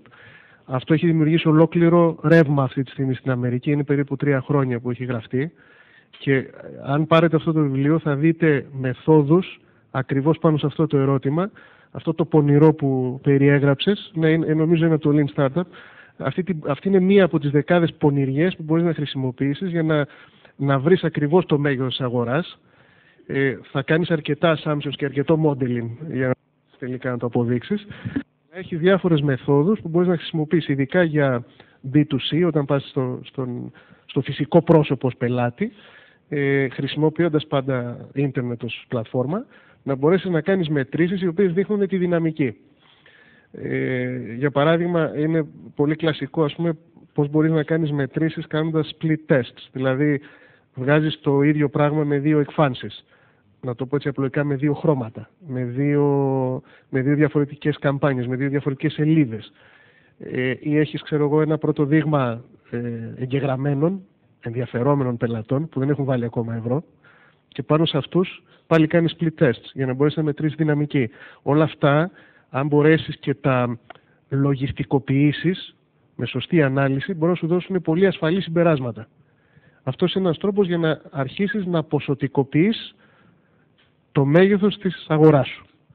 Στο B2B, όταν πάμε σε επιχειρήσεις ως πελάτες, όπου ο αριθμός των πελατών είναι πολύ μικρότερος, δεν μιλάμε για για χιλιάδες, εκατοντάδες χιλιάδες, εκατομμύρια, μιλάμε για δεκάδες πελάτες, εκεί το πράγμα είναι πολύ πιο δύσκολο. Πρέπει να είσαι πολύ μέσα στην αγορά, δηλαδή στην τροφική αλυσίδα, να κατανοείς σε πολύ βάθος την τροφική αλυσίδα, δηλαδή πώς ψωνίζουν αυτοί οι άνθρωποι, πώς ξοδεύουν τα λεφτά τους, να έχεις πολύ καλή γνώση των budgets των εταιριών αυτής της αγοράς για τη συγκεκριμένη ανάγκη που πας να καλύψεις και να έρθεις έτσι σιγά σιγά, κατανοώντας την τροφική αλυσίδα, με κάποια assumptions που κάνεις, να χτίσεις σιγά σιγά το μοντέλο σου. Φαντάζομαι η ερώτησή σου ήταν πώς ποσοτικοποιώ την αγορά μου, έτσι. Αυτό, εντάξει. Να προσθέσω εγώ κάτι πολύ μικρό. Πριν φτάσουμε να πάρουμε το 1 ευρώ ή το 1 δολάριο, είναι πολύ σημαντικό αυτή η σχολή από το Lean Startup, και πριν από αυτό είναι ένας καθηγητής που ονομάζεται Steven Blank, που έχει γράψει νομίζω το 4 Steps to the Epiphany, κάπως έτσι. Η όλη φιλοσοφία και λογική είναι ότι τίποτα καλό δεν συμβαίνει στους 4 τοίχους του γραφείου μας. Πρέπει να βγούμε έξω και από τα αρχικά στάδια της ανάπτυξης του προϊόντος να το τεστάρουμε μαζί με τον πελάτη.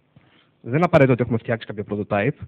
Μπορεί να είναι του πού θα καταλήξει αυτό το prototype και να δούμε ότι αν αυτό θα είχε ενδεχομένως ενδιαφέρον για τον τελικό μας πελάτη. Οπότε πρέπει να είμαστε σε μια διαρκή εγρήγορση και να τεστάρουμε συνέχεια το target group. Με καλύψανε, ήθελα να πω ορισμένα πράγματα, αλλά με καλύψανε οι συνάδελφοι. Πάντως, αν έχουμε καλή γνώση αυτού που έχουμε ετοιμάσει, θα πρέπει να ξέρουμε και τι υπάρχει στην αγορά. Αν καλύπτει αυτό το προϊόν άλλη ή δεν είναι το βέλτιστο, δεν μπορεί να έχει και το κατάλληλο αποτέλεσμα για να το δώσουμε στην αγορά. Πρέπει το προϊόν αυτό δηλαδή που θα φτιάξουμε να ξέρουμε ότι έχει κάτι που προσθέτει στα ήδη υπάρχοντα προϊόντα. Πολύ ωραία. Άλλη ερώτηση, άποψη. Ναι.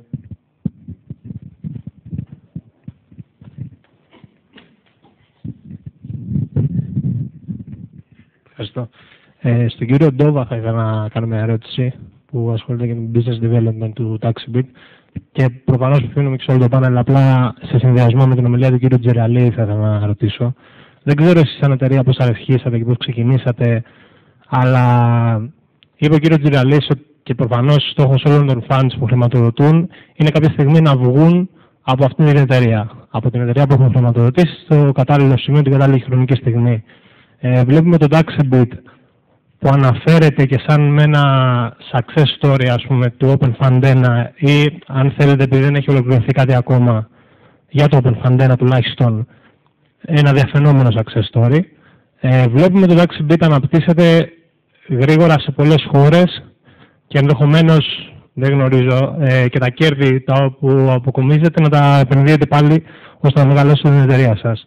Αυτό που θέλω να ρωτήσω, εάν εσείς είχατε στόχο να παραμείνετε στο TaxiBit σαν μια εταιρεία που θα γίνει, που θα την έχετε καθ' όλη τη διάρκεια της ζωής σας και θα την μεγαλώσετε και από εκεί και πέρα, εάν δεν βγάζετε κάποιο συγκεκριμένο κέρδος, να είστε εντάξει με αυτό και να βγάζετε τα χρήματα που θέλετε και το κέρδος που θέλετε μέσω της λειτουργίας της εταιρείας, ή το ξεκινήσατε με στόχο και σκοπό να μεγαλώσει και από εκεί και πέρα να κάνετε μια επιτυχημένη πώληση. Γιατί φαντάζομαι ότι όταν οι επιχειρηματίες του Open Fund 1, ας πούμε, θελήσουν πίσω τα 15 εκατομμύρια που είπε ο κ. Τζιραλής, ενώ είχε πάρει 10 νομίζω, κάπου εκεί ήταν τα νούμερα, θα πιέσει τις εταιρείες που μπορούν να το αποφέρουν αυτό το κέρδος για πώληση ή, εν πάση περιπτώσει, για να βγουν έξω από αυτές. Φαντάζομαι ότι μια πώληση μεριδίου μόνο του fund, το 10, 15, 20%, δεν ξέρω πόσο έχει στο DAX πλέον, το Open Fund 1, δεν βολεύει ούτε τη μία ούτε την άλλη πλευρά, καθώς δεν παίρνει την απαιτούμενη αξία, αν δεν πωληθεί όλη η εταιρεία. Θα ήθελα να καταλήξω στο αν κάποιος έχει μια ιδέα και θέλει να ασχοληθεί με αυτή αποκλειστικά, τον προτείνεται να πάρει χρηματοδότηση, να ζητήσει χρηματοδότηση από τέτοιου είδους fund, ή τον προτείνεται να βρει κάποιες άλλες λύσεις, καθώς αυτά και λογικό είναι με τον τρόπο που χρησιμοποιούν τα χρήματά τους να θέλουν να βγουν από αυτές, να υπάρξουν μια μεγάλη πώληση. Και επίσης αυτό που είπα και στην αρχή, ποιος ήταν ο αρχικός στόχος, αν επιτρέπετε αυτό. Και επίσης άλλη μια ερώτηση του κ. Καρόνη, είπε ότι δεν έχει λάβει χρηματοδοτήσεις από κανένα φαν και θα το αναπτύξει μετά, αν μπορεί να μας πει δύο λόγια γι' αυτό.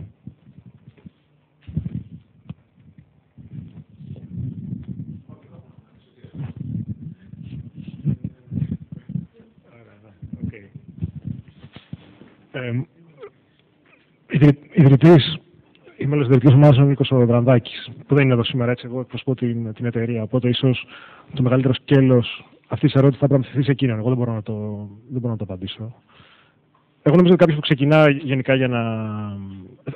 Η απάντηση θα είναι κυκλοπαιδική, δηλαδή, δεν μπορώ να μιλήσω εξ ονόματος. Μπορώ να καταλάβω όμως ότι κάποιος ξεκινάει να κάνει μια εταιρεία, ξεκινάει γιατί θέλει να βάλει πέρα από το βιοποριστικό. Έτσι. Το βιοποριστικό νομίζω ότι κάποιος μπορεί να το επιδιώξει με διαφορετικούς τρόπους. Ξεκινάει γιατί θέλει να βάλει ένα σημάδι δικό του στον κόσμο.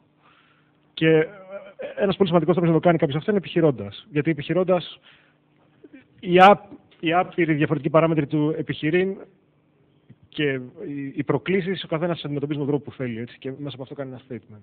Πέρα από τα χρήματα. Τώρα, εν σχέση με τη συμμετοχή στην εταιρεία, είναι σίγουρο ότι τα funds επιδιώκουν ένα exit. Το exit δεν είναι αναγκαίο να είναι μονάχα μια πώληση ολόκληρης εταιρείας, παρότι είναι μία από τους τρόπους που μπορεί να γίνει αυτό. Ένας άλλος τρόπος είναι να μπει στο χρηματιστήριο. Και αυτό θεωρείται ουσιαστικά ένα exit μέσα από το οποίο κάποιος μπορεί, εφόσον αυτό γίνει επιτυχημένα, να πουλήσει την συμμετοχή του και να αποκομίσει ένα σημαντικό κέρδος. Οπότε, εφόσον η εταιρεία στην οποία κάποιος επενδύει φαίνεται να έχει τουλάχιστον ένα από αυτά τα δύο options και τα δύο options ανοιχτά, συνήθως δεν αποκλείται ένα το άλλο. Ή είναι παράδοξο να υπάρχει το ένα και όχι το άλλο, έρχεται να συμμετάσχει. Τώρα, εμείς έχουμε χρηματοδοτηθεί από το Open Fund, όπως είπαμε, και από Angel Investors. Προφανώς θέλουν να πάρουν τα χρήματά τους πίσω κάποια στιγμή. Ανέφερε νομίζω ο Γιώργος λίγο νωρίτερα την έκφραση ποιότητα κεφαλαίου. Τα χρήματα δεν έρχονται μόνα τους ως χρήματα, αλλά ανάλογα με το ποιος είναι αυτός που σου τα δίνει, φέρνουν μαζί τους και πλέον αξία. Την αξία του θεσμικού ή του ιδιώτη επενδυτή, ο οποίος έχει τεχνογνωσία να σου δώσει ή έχει προσβάσει στην αγορά με τις οποίες θα σε βοηθήσει και το οποίο επίσης πρέπει να σταθμίζεται. Και αυτό ουσιαστικά κάνει value τα χρήματα τα οποία δίνονται με ένα διαφορετικό τρόπο κάθε φορά που κάποιος τα έχει μπροστά του και σκέφτεται να το επιλέξει να το πάρει ή όχι. Αν θες μπορώ να προσθέσω κάτι για να είμαστε λίγο πιο πρακτικοί. Το ύφος της ερώτησης νομίζω ότι έχει στο μυαλό σου ένα business που θα ήθελες να το τρέξεις για πολύ καιρό, κάτι δικό σου κλπ. Σε αυτή την περίπτωση εγώ θα σου έλεγα να προτιμήσεις angel investors, ιδιώτες επενδυτές, από την άποψη ότι εκεί μπορεί να βρεθεί ένα σχήμα στο οποίο μπορεί να διατηρήσει την εταιρεία για πάντα ίσως, ξέρεις, δύσκολα να τα προβλέψεις αυτά, αλλά εκεί μπορεί να δίνεις ένα μέρισμα στον επενδυτή και να είναι ευχαριστημένος για την επένδυσή του. Τα venture capitals κατά κύριο λόγο θέλουν να πάρουν ένα πολλαπλάσιο της επένδυσης τους πίσω, που σημαίνει να υπάρχει ένα σαφές exit. Εντάξει, το IPO είναι λίγο σπάνιο, αλλά μπορεί να συμβεί, ή κάποιο private equity να αγοράσει ένα μέρος της εταιρείας ή να πουληθεί η εταιρεία. Οπότε, σε αυτή την περίπτωση, ίσως ένας angel investor να είναι μια καλύτερη επιλογή.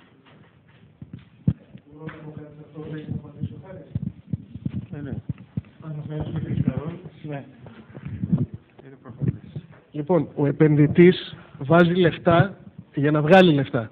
Το λέω σε όσους έχετε κάποια σύγχυση αυτή τη στιγμή. Δεν βάζει κανένας λεφτά για την ιδέα.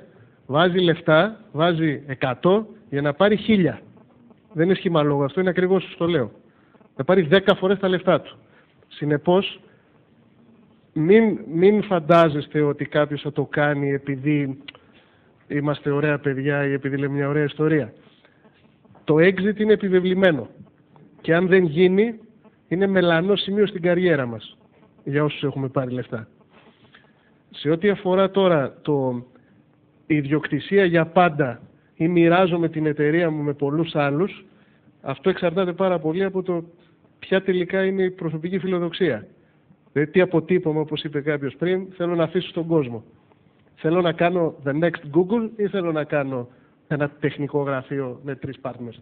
Είναι πολύ σημαντική ερώτηση. Άρα είναι καθαρά δικό μας θέμα. Τι θέλουμε να κάνουμε στη ζωή μας. Γιατί είναι αυτό που ήθελα να ρωτήσω ο χρόνος, οι περισσότεροι που ασχοληθούν με τέτοιου είδους εταιρείες θέλουν και οι ίδιοι να υποστηρίξουν, δεν μόνο οι investors τους. Απλά τη στιγμή εκείνη που θα πιέσει το φάρμ για να βγει και εσύ θεωρείς ότι έχεις μεγαλύτερες δυνατότητες ανάπτυξης, όχι για να μείνεις πολλά χρόνια, όσο για να ενδεχομένως πετύχεις κάτι καλύτερο σε 1 χρόνο ή 1 έτος, ή αν πείσεις να επενδύσουν λίγα περισσότερα χρήματα, ώστε να πετύχεις κάτι παραπάνω στα 2 χρόνια. Εκείνη τη στιγμή τι γίνεται. Πάρτε την ιστορία του Zuckerberg που έγινε ταινία. Η ταινία έχει πολλές αλήθειες μέσα. Μελετήστε την ταινία. Ο Zuckerberg αποφάσισε γρήγορα να βάλει επενδυτή μέσα. Έβαλε 10 εκατομμύρια, 10, 20. Μπήκανε, δεν θυμάμαι, 400-500. Δηλαδή έγινε dilute και έφτασε πάρα πολύ μικρό ποσοστό. Αλλά αυτό το μικρό του ποσοστό είναι κάτι $2. Συνεπώς δέχτηκε να μοιραστεί την εταιρεία με πολλούς άλλους, ούτως ώστε να έχει ένα μικρό ποσοστό από μια multi-billion dollar εταιρεία. Θα μπορούσε να μείνει με το 100% ενός μικρού Facebook στο campus του πανεπιστημίου που ήταν. Αλλά σκέφτηκε αρκετά πονηρά. Στην ταινία υπάρχουν αρκετά στοιχεία, χωρίς πλάκα. Όσοι δεν την έχετε δει, δείτε τη. Έχει αρκετά διδακτικά, ειδικά όταν τσακώθηκαν οι founders. Πάντως, γιατί ρωτάς κάτι διαφορετικό, είναι τεχνικής φύσης προς το έντομα σου. Συνήθως υπάρχουν τέτοιοι όροι μέσα στο τέρσι που λέμε τους επενδυτές, να καθορίζεται αν, πότε και υπό ποιες προϋποθέσεις θα απελευθεί η εταιρεία χωρίς τη θέση των founders. Αλλά να ξέρεις κάτι, κανείς ποτέ δεν αγόρασε μια εταιρεία από κάποιους που δεν θέλουν να την πουλήσουν. Εκτός αν μιλάμε για δική εξαγορά, δηλαδή αν κάνεις ανταγωνιστές, θέλουν να σε πάρει για να σε κλείσει, ξέρω εγώ. Αλλά συνήθως θέλουν να σε πάρουν και να ενσωματώσουν. Αν εσύ δεν θέλεις να συνεργαστείς, τότε το deal είναι πολύ δύσκολο να γίνει. Καταρχήν, εγώ να προσθέσω σε όλα αυτά, ας βάλουμε την ουσία των πραγμάτων.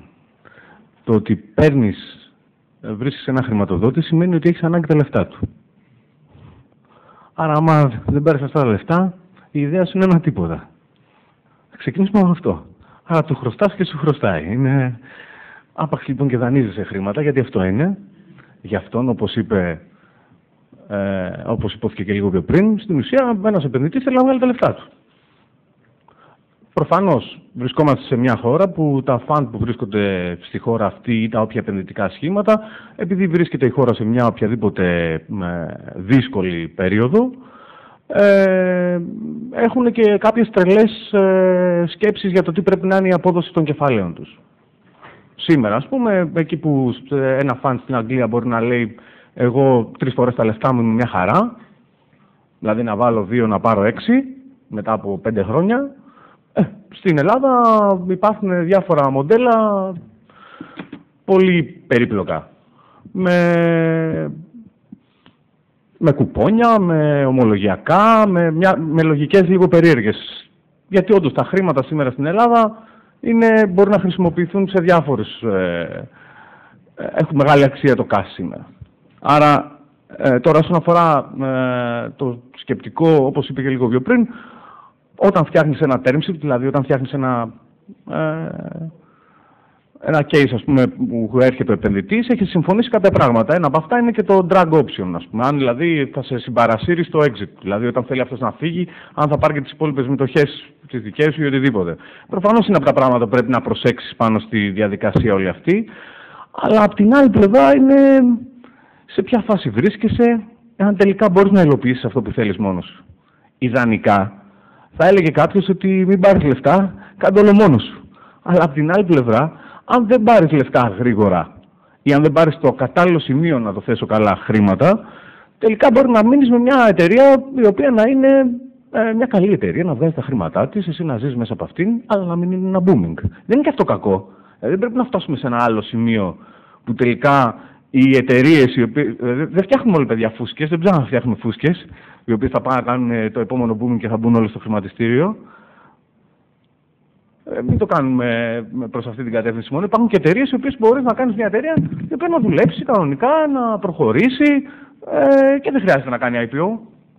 Να πάρουμε καμιά ερώτηση ακόμη από την αίθουσα. Κάποιος έτσι θέλει κάποια ερώτηση, κάποια γνώμη. Πώς το κάνατε Εμείς ξεκινήσαμε μια εταιρεία η οποία πήραμε χρήματα από τους πελάτες μας στην ουσία. Άρα ακολουθήσαμε ένα πολύ αργό ρυθμό ανάπτυξη. Εμείς είμαστε μια εταιρεία η οποία δουλεύει 13 χρόνια και απλά μεγαλώνει από τις υπηρεσίες της και από τον τζίρο που δημιουργεί. Και αυτό της δημιουργεί μια αύξηση μέσα σε αυτά τα χρόνια. Όντως, και εμείς, μέχρι να τελειώσει η χρονιά, πιθανά να ακολουθήσουμε ένα μοντέλο τέτοιο επενδυτικό, δηλαδή να κάνουμε ένα first round ή και ένα second round μέσα στους επόμενους 12 μήνες. Απλά εμείς θέλουμε να το κάνουμε με μια συγκεκριμένη λογική και σε κάποιο συγκεκριμένο σημείο. Μέχρι σήμερα λοιπόν αυτό που κάνουμε είναι να δουλεύουμε με δουλειά, με ξενύχτη και πουλώντας στους πελάτες σου. Τώρα αν αυτό κάποια στιγμή μπορεί να κάνει και ένα μεγαλύτερο μπαμ δεν είναι κακό δηλαδή. Το να έχεις δουλέψει, να έχεις ξεκινήσει, δουλειά θες να φτιάξεις. Το φτιάχνει μια επιχείρηση δεν σημαίνει ότι φτιάχνει μια επιχείρηση και ο στόχος μου είναι να φτιάξω ένα business plan που θα σου βγει στη συνέχεια. Μπορεί να ξεκινήσει με κάτι μικρό που απλά να παρέχεις τις υπηρεσίες σου σε άλλες εταιρείες, σιγά σιγά και μέσα από αυτή τη διαδικασία και θα εκπαιδευτείς επιχειρηματικά, γιατί μην ξεχνάμε ότι δεν θα βγάλω, καταρχήν θα μιλήσω κυρίως για τον εαυτό μου, είμαστε επιχειρηματικά ανεκπαίδευτοι σαν χώρα, όλοι μας, και αυτό το γεγονός ότι είμαστε επιχειρηματικά ανεκπαίδευτοι φαίνεται. Δεν πρέπει τώρα το επόμενο booming που είναι ότι πάμε να σηκώσουμε χρήματα, όλοι είμαστε πάμε να σηκώσουμε χρήματα, παιδιά μπορούμε να κάνουμε και δουλειές. Να ζήσουμε από αυτό. Η Ιωάννα η Καστέλη έχει ζητήσει το λόγο.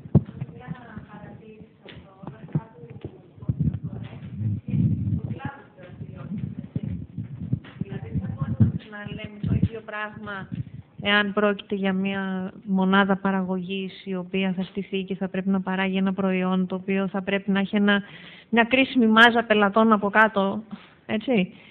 Είναι λίγο διαφορετικό. Κάθε κλάδος δεν είναι διαφορετικός. Ναι, λέω ότι αυτό που αναφερθήκατε εσείς ταιριάζει ίσως σε ένα μοντέλο, ίσως για στο χώρο του λογισμικού ή στο χώρο των υπηρεσιών, έτσι.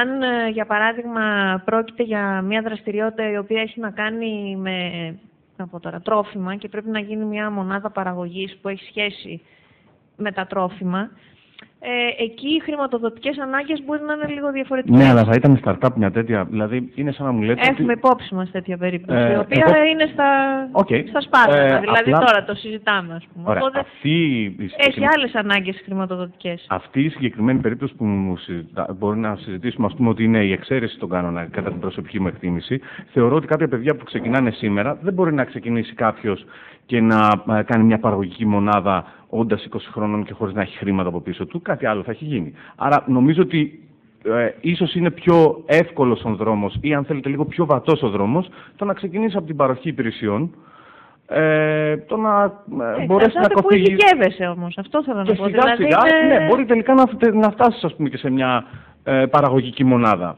Αλλά ξαφνικά startup ξύπνησα μια μέρα και θέλω να κάνω μια παραγωγική μονάδα.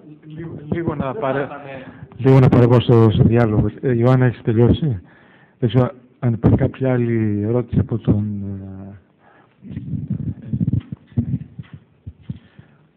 Θα ήθελα να ρωτήσω ότι έχει εξαιρετικό ενδιαφέρον να μας πείτε τα ερεθίσματα που οδήγησαν, άμα είναι δυνατόν, σε αυτό το μείγμα innovation και εξωστρέφειας. Δηλαδή, θέλω να πω ότι πριν από 15-20 χρόνια να ξεκινήσετε να σκέφτεστε αυτές τις ιδέες, Το σκηνικό ήταν μαύρο, κατάμαυρο. Δεν υπήρχε κάποια ερεθίσματα που ο τυπικός φοιτητής του Πολυτεχνείου θα τα είχε. Επειδή κινδυνεύεις να πάρεις 7 απαντήσεις και η ώρα είναι πολύ... Αν μπορώ, θα είμαι πολύ θετημένος. Αν μπορούσα ένα ερέθισμα από τον καθένα. Ο κύριος Κουτσογιαννόπουλος, το ερώτημα για να συνεχίσουμε λίγο και με τα υπόλοιπα ερωτήματα. Ερεθίσματα υπήρχαν κοινωνίες. Ερεθίσματα απίστευτα επιχειρηματικά υπήρχαν και κατά τη διάρκεια του πολέμου. Δηλαδή δεν έχει υπάρξει περίοδος στην ιστορία που να μην υπήρχαν ερεθίσματα για υποψήφιο επιχειρηματία. Όχι, δεν ήταν μαύρα τα πράγματα πριν από 20 χρόνια, πριν από 10 ή και σήμερα. Και όπως χαρακτηριστικά μου είπε ένας έμπειρος επιχειρηματίας Έλληνας του Valley που έχει κάνει δισεκατομμύρια, μου είπε υπάρχει μια παγκόσμια αγορά κάτι $3 εκατομμύρια. Αν δεν μπορείς να κάνεις ένα startup μέσα σε αυτό, είσαι άξιος της τύχης σου. Δεν υπάρχει η έννοια της κρίσης για τον επιχειρηματία. Ο επιχειρηματίας βρίσκει ευκαιρίες. Παίρνω από την ερώτησή σου την ευκαιρία να πω το εξής. Εδώ μέσα στο Μετσόβιο παράγονται απίστευτες τεχνολογίες. 99,99% αυτών πηγαίνουν στο ράφι. Ξεχνιούνται, πετιούνται. Τα ερεθίσματα είναι εκεί έξω. Πλέον δεν έχουμε δικαιολογία το ότι δεν τα βλέπουμε. Αναφέρομαι στο γεγονός ότι έχουμε ίντερνετ. Δεν υπάρχει καμία δικαιολογία ότι δεν εκτίθεμαι σε πληροφόρηση και σε ανάγκες. Συνεπώς πρέπει να με καταβάλει το μικρόβιο της επιχειρηματικότητας και από την ώρα που με καταβάλει αρχίζω και βλέπω ερεθίσματα. Διαβάζω ανάγκες και αφού διαβάζω ανάγκες προσπαθώ να βρω λύσεις να τις ικανοποιήσω.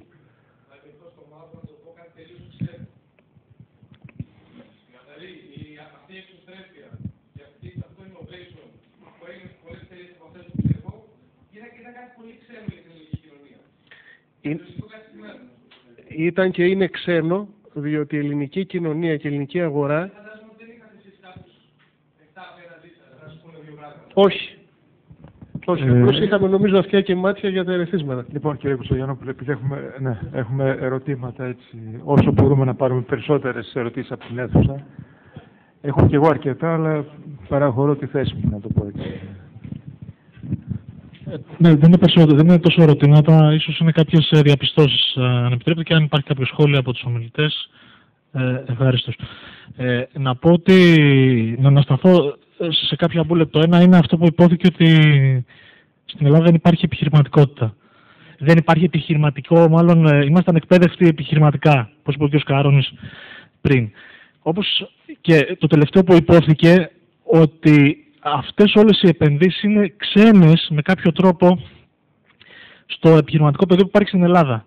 Όσοι έχουν ασχοληθεί έστω λίγο προσπαθώντας να θέσουμε σε λειτουργία μια καινοτόμα ιδέα η οποία απευθύνεται στην ελληνική αγορά ή ακόμα χειρότερα έχοντας έδρα την Ελλάδα, θα δουν σιγά σιγά ότι είναι σχεδόν αδύνατο, δηλαδή θα απογοητευτούν όχι επειδή η ιδέα δεν ήταν καλή ή επειδή δεν είχαν το fund, αλλά γιατί πολλές φορές το πλαίσιο που υπάρχει, είτε θεσμικό για να μπορέσουν να κάνουν αυτά που θέλουν, είτε η νοοτροπία της αγοράς, είτε ο ανταγωνισμός που υπάρχει στην αγορά είναι τέτοιος που είναι αδύνατο να μπορέσουν να πάνε κάπου παραπάνω. Και αυτός είναι ένας βασικός λόγος για τον οποίο είναι πάρα πολύ δύσκολο και θα πρέπει να το σκεφτούμε, χωρίς να θέλουμε να απογοητεύσουμε κάποιον, ότι το να έχεις μια καλή ιδέα υπάρχει περίπτωση τελικά στην Ελλάδα να μην μπορείς να την φέρεις σε πέρας. Έτσι. Ακόμα χειρότερα θα θέσω μια διάσταση ότι υπάρχει περίπτωση, και αυτό επίσης θα πρέπει να το έχουμε στο μυαλό μας, ότι αν μπεις σε αυτή τη διαδικασία και ξεκινήσεις την ιδέα σου και πάει κάπου, υπάρχει περίπτωση να χάσεις και λεφτά. Άρα, επειδή υπάρχει και το πλαίσιο αυτό που είναι σαθρό, τα φαν υπάρχουν περίπτωση να μην τα βρεις ή να κάνεις πάρα πολύ καιρό να τα βρεις, πρέπει να έχουν όλοι στο μυαλό τους ότι όταν θα μπουν στη διαδικασία της επιχειρηματικότητας που πρέπει να μπουν, δηλαδή όταν βγαίνεις από το Πολυτεχνείο, οποιαδήποτε σχολή, προφανώς πρέπει να μπεις στην αγορά εργασίας με κάποιο τρόπο και μακάρι να κάνεις τη δική σου ιδέα. Απλά θα πρέπει να ξέρεις ότι και εσύ και αν βρεθεί κάποιος να σε υποστηρίξει, βάζεις τα λεφτά σου και βάζεις τα λεφτά του. Και μπορεί να βγάλει λεφτά στην καλή περίπτωση, αλλά μπορεί να χάσει και λεφτά. Και είναι μια σοβαρή υπόθεση. Η αλήθεια είναι ότι το τελευταίο δεν το ακούσαμε. Λέω ότι είναι το να βάλεις, το να κάνεις επιχειρηματικότητα είναι μια σοβαρή υπόθεση γιατί παίζεις και τα λεφτά σου και τα λεφτά άλλων. Και οι κίνδυνοι, έτσι όπως είναι αυτή τη στιγμή η κατάσταση, είναι πάρα πολλοί.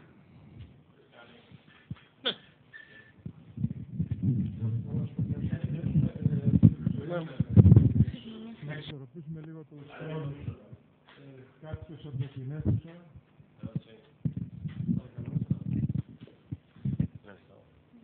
Για το ΕΣΠΑ που δεν ακούστηκε πολύ σήμερα, αν κάποιος από εσάς έχει κάποια εμπειρία από αυτό, από το ΕΣΠΑ, και γιατί έχει τόσο χαμηλή απορρόφηση. Ο κύριος Κουτσοκύρος μας είπε πριν κάτι.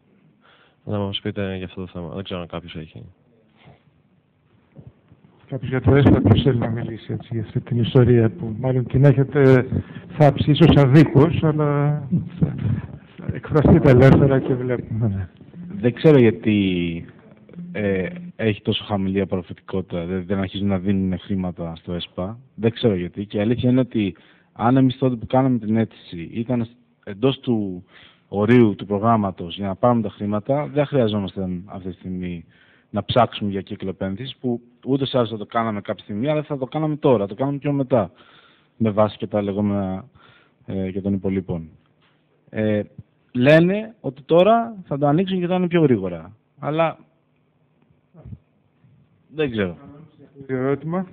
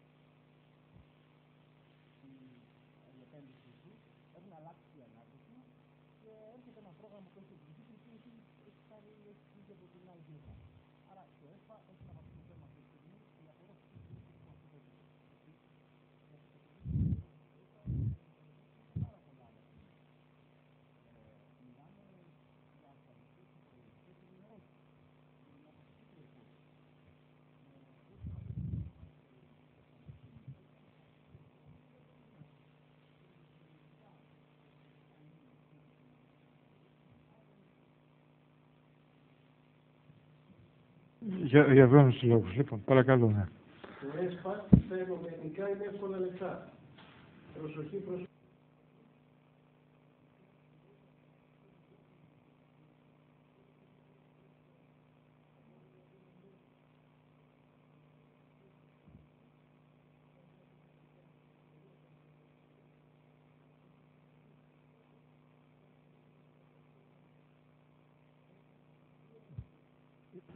Είστε σαφείς, κύριε Κουτσογιαννόπουλε. Είναι... ναι. Το μικρόφωνο αναζητείτε η τύχη του, είναι βρέθηκε, ωραία, σύμφωνα. Αν επιτρέπετε μια παρέμβαση έτσι πολύ σύντομη, επειδή λέμε το ΕΣΠΑ έτσι γενικώς, ναι, κανείς δεν μπορεί να διαφωνήσει, ας πούμε, ως προς τις λειτουργίες και τη χρηστικότητα του ΕΣΠΑ όσον αφορά το σκέλος των επιδοτήσεων, των άμεσων ενισχύσεων. Αλλά για να είμαστε και λίγο αντικειμενικοί με τα πράγματα, ΕΣΠΑ είναι και πολλά πράγματα και πολλά από αυτά που βλέπουμε σήμερα μέσα από τα funds, το Jeremy είναι ΕΣΠΑ, τα διάφορα funds, για να μην τα ονοματίσω, είναι ΕΣΠΑ και αυτά. Είναι ΕΣΠΑ, είναι μέρος της ευρωπαϊκής πολιτικής για στήριξη της επιχειρηματικότητας και στη χώρα μας. Ας είμαστε λίγο προσεκτικοί έτσι, σε αυτό το πολύ τη γενική καταδίκη, ας πούμε, για τη στήριξη που προσφέρεται από αυτή την πηγή. Κάποια άλλη παρέμβαση από την αίθουσα ή από το πάνελ, παρακαλώ.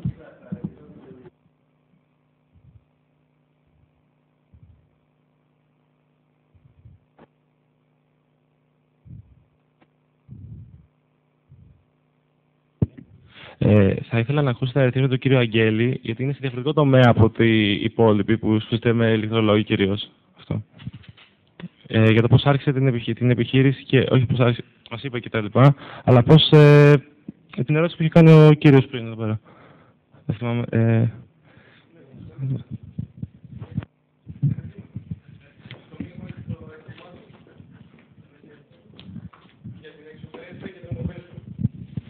Λοιπόν,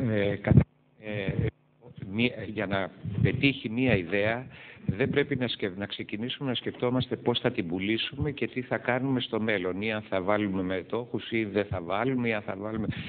Η ιδέα είναι η φιλοδοξία το να δημιουργούμε. Δηλαδή, εσείς τώρα που τελειώνετε τις σχολές σας, το πρώτο πράγμα που πρέπει να σκέφτεστε είναι το τι θα δημιουργήσετε.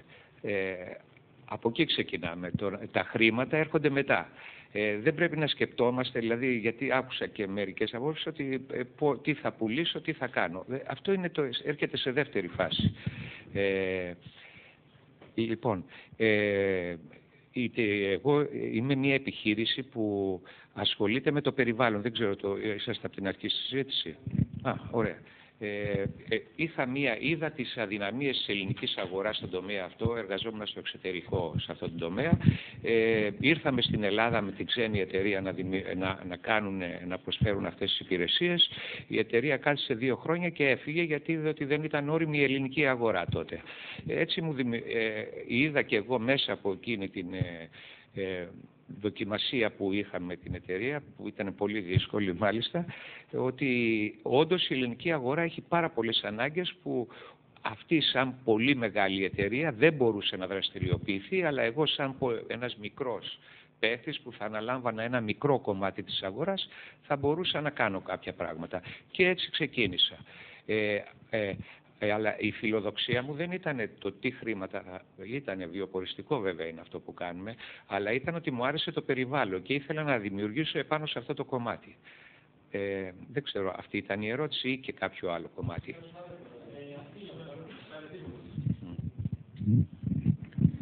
Μάλιστα. Κάποια άλλη ερώτηση, ένα μικρό σχόλιο θέλω να κάνω εγώ. Αν υπάρχουν ερωτήσεις, να εκδηλωθούν τώρα, η ώρα έχει προχωρήσει. Δεν ξέρω, κύριε Καλογύρου, τα χρονικά περιθώρια που έχουμε θα πρέπει να γίνει. Έχουμε. Εντάξει, ωραία. Ναι. Ωραία. Αν υπάρχουν, να τις πάρουμε τώρα, έτσι, ας πούμε, να γίνει λίγο οργανωμένα, έτσι, ας πούμε, ακριβώς. Ερωτήσεις, σχόλια, παρατηρήσεις.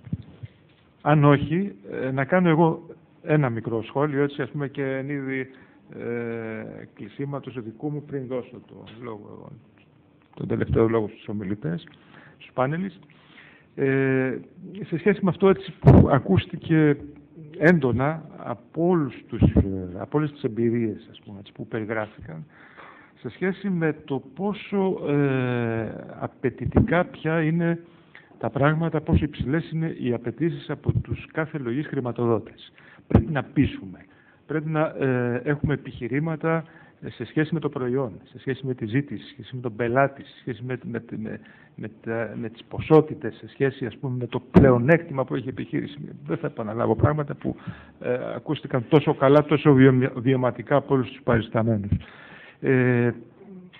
Τι είναι αυτό που έχει αλλάξει τελευταία? Αυτό που έχει αλλάξει τελευταία και, αν θέλετε, έχει καταστήσει την επιχειρηματική πρωτοβουλία πιο δύσκολη, είναι αυτό που λέμε σήμερα η κρίση. Αυτή η μεγάλη μεταβολή, ας πούμε, στα δεδομένα της επιχειρηματικότητας. Πριν λίγα χρόνια, και όχι μόνο στην Ελλάδα αλλά και διεθνώς, η χρηματοδότηση μιας επένδυσης, μιας επιχείρησης σε αυτούς τους κλάδους αλλά και σε πολλούς άλλους κλάδους διαφορετικούς ήταν μια υπόθεση σχετικά εύκολη. Είναι μια υπόθεση που αφορούσε και μπορούσε να στηριχθεί από την κίνηση, την παρουσία στην εγχώρια, στην εσωτερική αγορά. Και αυτό έφτανε. Η εσωτερική αγορά, η ελληνική, έχει καταρρεύσει. Δεν υπάρχει πια ελληνική αγορά, δεν υπάρχει τουλάχιστον, ας πούμε έτσι, ικανή να στηρίξει πολλές και σημαντικές καινοτόμες δραστηριότητες. Οι χρηματοδότες είναι πια πολύ πιο απαιτητικοί και ευτυχώς που είναι πολύ πιο απαιτητικοί. Δεν είναι όλες οι ιδέες προς χρηματοδότηση. Δεν είναι όλες οι ιδέες προς το επιχειρήν. Παλιά λέγαμε, ας πούμε, σε κάποιον επιχείρησε και θα βρεις το δρόμο σου. Σήμερα η αξιολόγηση μιας επιχειρηματικής πρότασης είναι διαφορετική. Δεν είναι πια δυνατόν να στέλνουμε, ας πούμε, προς το επιχειρήν ανθρώπους και προτάσεις οι οποίες δεν εκπληρούν τις προϋποθέσεις της καινοτομίας, της εξωστρέφειας, του πλεονεκτήματος. Δεν έχουμε κανένα δικαίωμα, είτε είμαστε χρηματοδότες, είτε είμαστε σύμβουλοι, είτε είμαστε πανεπιστήμια ή δεν ξέρω τι, να ενθαρρύνουμε την οποιαδήποτε πρόταση να προχωρήσει στην υλοποίησή της. Είναι τα πράγματα πιο επιλεκτικά, πιο εκλεκτικά από ό,τι στο παρελθόν. Μίλησε ένας από τους παρισταμένους στην αίθουσα για τον κίνδυνο της αποτυχίας, ότι από το επιχειρήν μπορεί και να χάσεις. Ας το έχουμε αυτό υπόψη, δεν είναι ταμπού, είναι ένα από τα σενάρια. Τουλάχιστον ας είναι καθαρό ότι αυτός που αποφασίζει να επιχειρήσει έχει τις προϋποθέσεις και δεν προχωρά σε περιπέτεια, αλλά προχωρά σε επιχείρηση. Είναι μια διαφορά την οποία πρέπει να ενσωματώσουμε, να οικειοποιηθούμε κατά το δυνατόν στο μέγιστο. Κάποια τελευταία παρέμβαση, παρατήρηση από το πάνελ, κύριος Κουτσαγιαννόπουλος.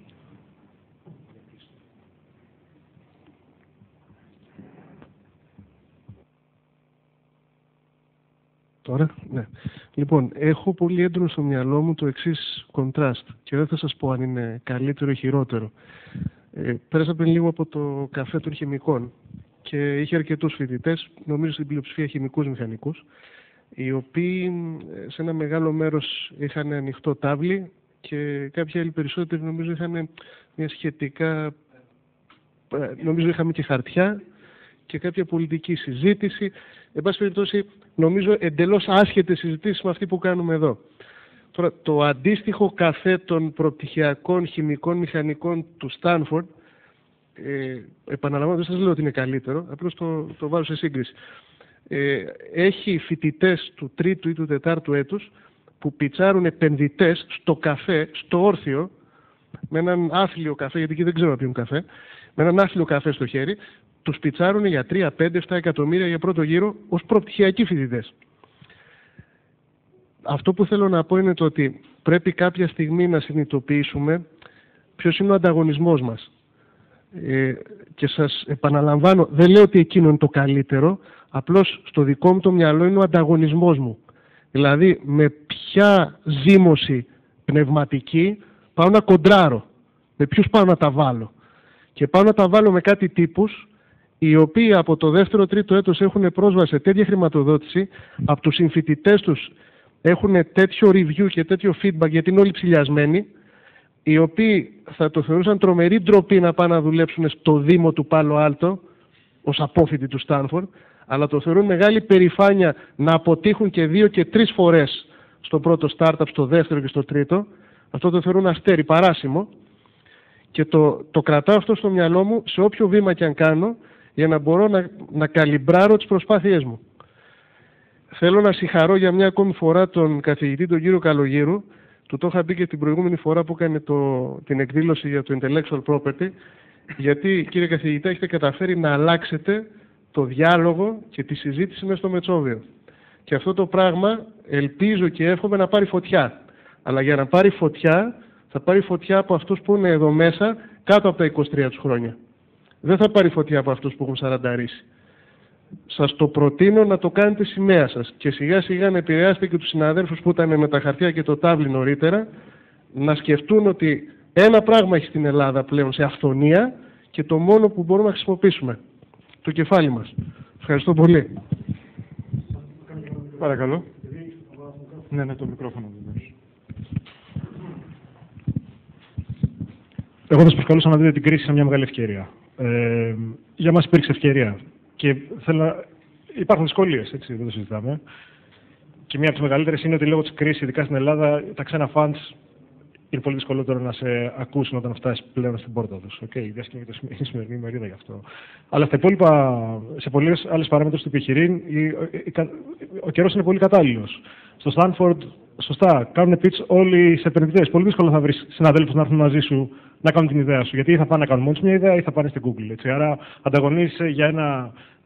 Οι καλύτεροι είναι πάρα πολύ μακριά από το να μπορείς να τους έχεις. Ενώ στην Ελλάδα ίσως αυτό είναι ευκολότερο, γιατί οι επιλογές που τους δίνονται αν θέλουν να πάνε στο εξωτερικό είναι περιορισμένες. Οι παίχτες στην αγορά, ειδικά αν δραστηριοποιούνται για πάρα πολύ καιρό και είχαν στηριχτεί πάνω σε χαρακτηριστικά της αγοράς τα οποία σήμερα δεν υπάρχουν, είναι κλονισμένοι. Αν μπείτε λοιπόν σε μια αγορά, είναι πολύ πιθανό να βρείτε μια αγορά η οποία η ίδια βρίσκεται στο χείλος της αλλαγής. Γίνεται ένα ξεκαθάρισμα σε πάρα πολλούς χώρους και αυτό για αυτός μπορεί να είναι πολύ πρόσφορο να μπείτε σε μια αγορά η οποία ακμάζει και οι ήδη υπάρχοντες παίκτες μπορούν πολύ εύκολα να σκλειδώσουν έξω. Ακόμη και αν απευθύνεται στους ανθρώπους, όλοι οι άνθρωποι είναι έτοιμοι να ακούσουν διαφορετικά πράγματα. Ακριβώς επειδή η ίδια η κρίση τους έχει ταρακουνήσει και αντιμετωπίζουμε πάρα πολλές παραμέτρους ζωής με διαφορετικό τρόπο. Άρα, στα αντιστάσεις με των πραγματικών δυσκολιών που υπάρχουν για την κρίση, βάλτε και αυτό από την άλλη πλευρά και δείτε πώς στο πιθανό επιχειρηματικό σου μοντέλο κουμπώνουν αυτά τα καλύτερα. Κάποιος άλλος? Τελευταία.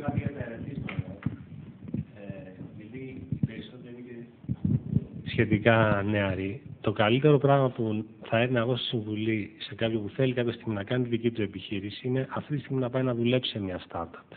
Εμείς τα ερεθίσματά μας τα πήραμε δουλεύοντας σε εξωστρεφείς επιχειρήσεις, βλέποντας τη δυναμική που μπορεί να έχει μια εξωστρεφής επιχείρηση, αντιμετωπίζοντας προβλήματα αντίστοιχα, δημιουργούνται πάρα πολλά ερεθίσματα. Να σου δώσω και ένα παράδειγμα σε προσωπικό επίπεδο, γιατί εμείς φτιάχνουμε ένα software για προσλήψεις.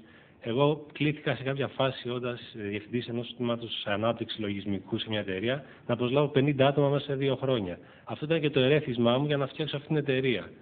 Οπότε, αν πας σε εξωστρεφείς επιχειρήσεις, σε startups που θα δεις πολλά πράγματα να γίνονται, θα μάθεις πάρα πολλά πράγματα και είναι ένα από τα καλύτερα πράγματα που μπορεί να κάνει κάποιος, αν θέλει κάποια στιγμή να κάνει μια δική του εταιρεία. Ευχαριστώ. Πριν κλείσουμε το πάνελ, ακούστηκαν, όχι, ναι, το πάνελ, εντάξει, φυσικά έχετε το κλείσιμο. Ναι, όχι, κύριε Αγγελή, επειδή είμαστε 1-2 ώρες περίπου εδώ και βομβαρδίζουμε με το τι πρέπει να προσέξουν οι φίλοι μας, τι πρέπει να κάνουν, τι πρέπει να δουν. Έτσι, μονολεκτικά, τι θα τους λέγατε για το τι δεν πρέπει να κάνουν. Έτσι, με μία κουβέντα, τι θα λέγατε. Να φοβηθούν και να μείνουν σταυρωμένοι. Δεν ακουστήκατε. Τι δεν πρέπει να φοβηθείτε και να μείνετε με σταυρωμένα τα χέρια. Δεν θα τολμήσετε. Αυτό, μια κουβέντα. Okay. Λοιπόν, νομίζω ότι κάπου εδώ έχει ολοκληρωθεί η συζήτηση. Ευχαριστούμε όλους τους εκλεκτούς προσκεκλημένους του πάνελ. Νομίζω ότι ήταν μοναδικές και εξαιρετικές όλες οι παρεμβάσεις με εμπειρίες πρωτοποριακές. Σας ευχόμαστε καλή επιτυχία στη συνέχεια, καλές δουλειές, καλή ανάπτυξη και ελπίζουμε στο μέλλον να σας έχουμε με νέα σχέδια, νέες ιδέες.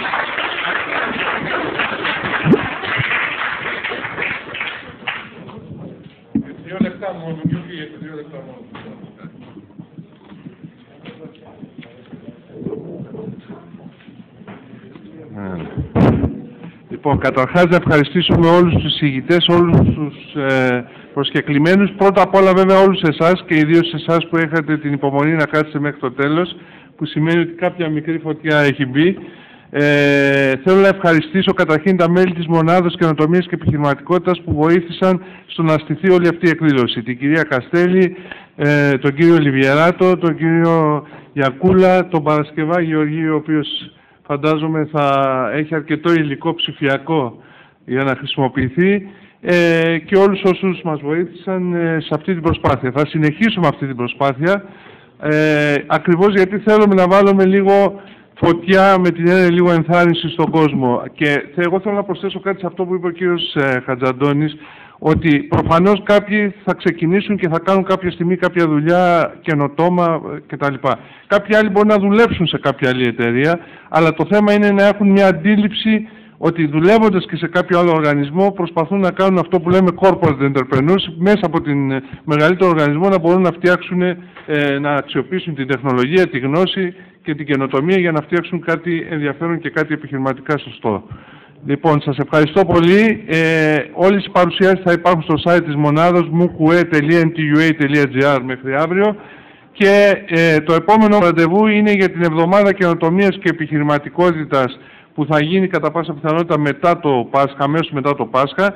Εκεί, εκτός από κάποια συζήτηση που θα γίνει, θα υπάρχει και δυνατότητα όσοι από εσάς έχετε μια καλή ιδέα ή κάποια ομάδα κλπ. Να τη συζητήσετε και με τους φιλοξενούμενους και συνεργάτες μας από το Πανεπιστήμιο του Λέβεν, οι οποίοι θα είναι εδώ. Βεβαίως θα πρέπει προηγουμένως να επικοινωνήσετε με τη μονάδα για να γίνει κάποια προετοιμασία, γιατί θέλουμε εκεί κάποιες προτάσεις λίγο πιο προχωρημένες. Παρ' όλα αυτά, να έρθετε και θα μπορέσετε να μιλήσετε και να έρθετε σε επαφή μαζί τους. Ευχαριστούμε πάρα πολύ.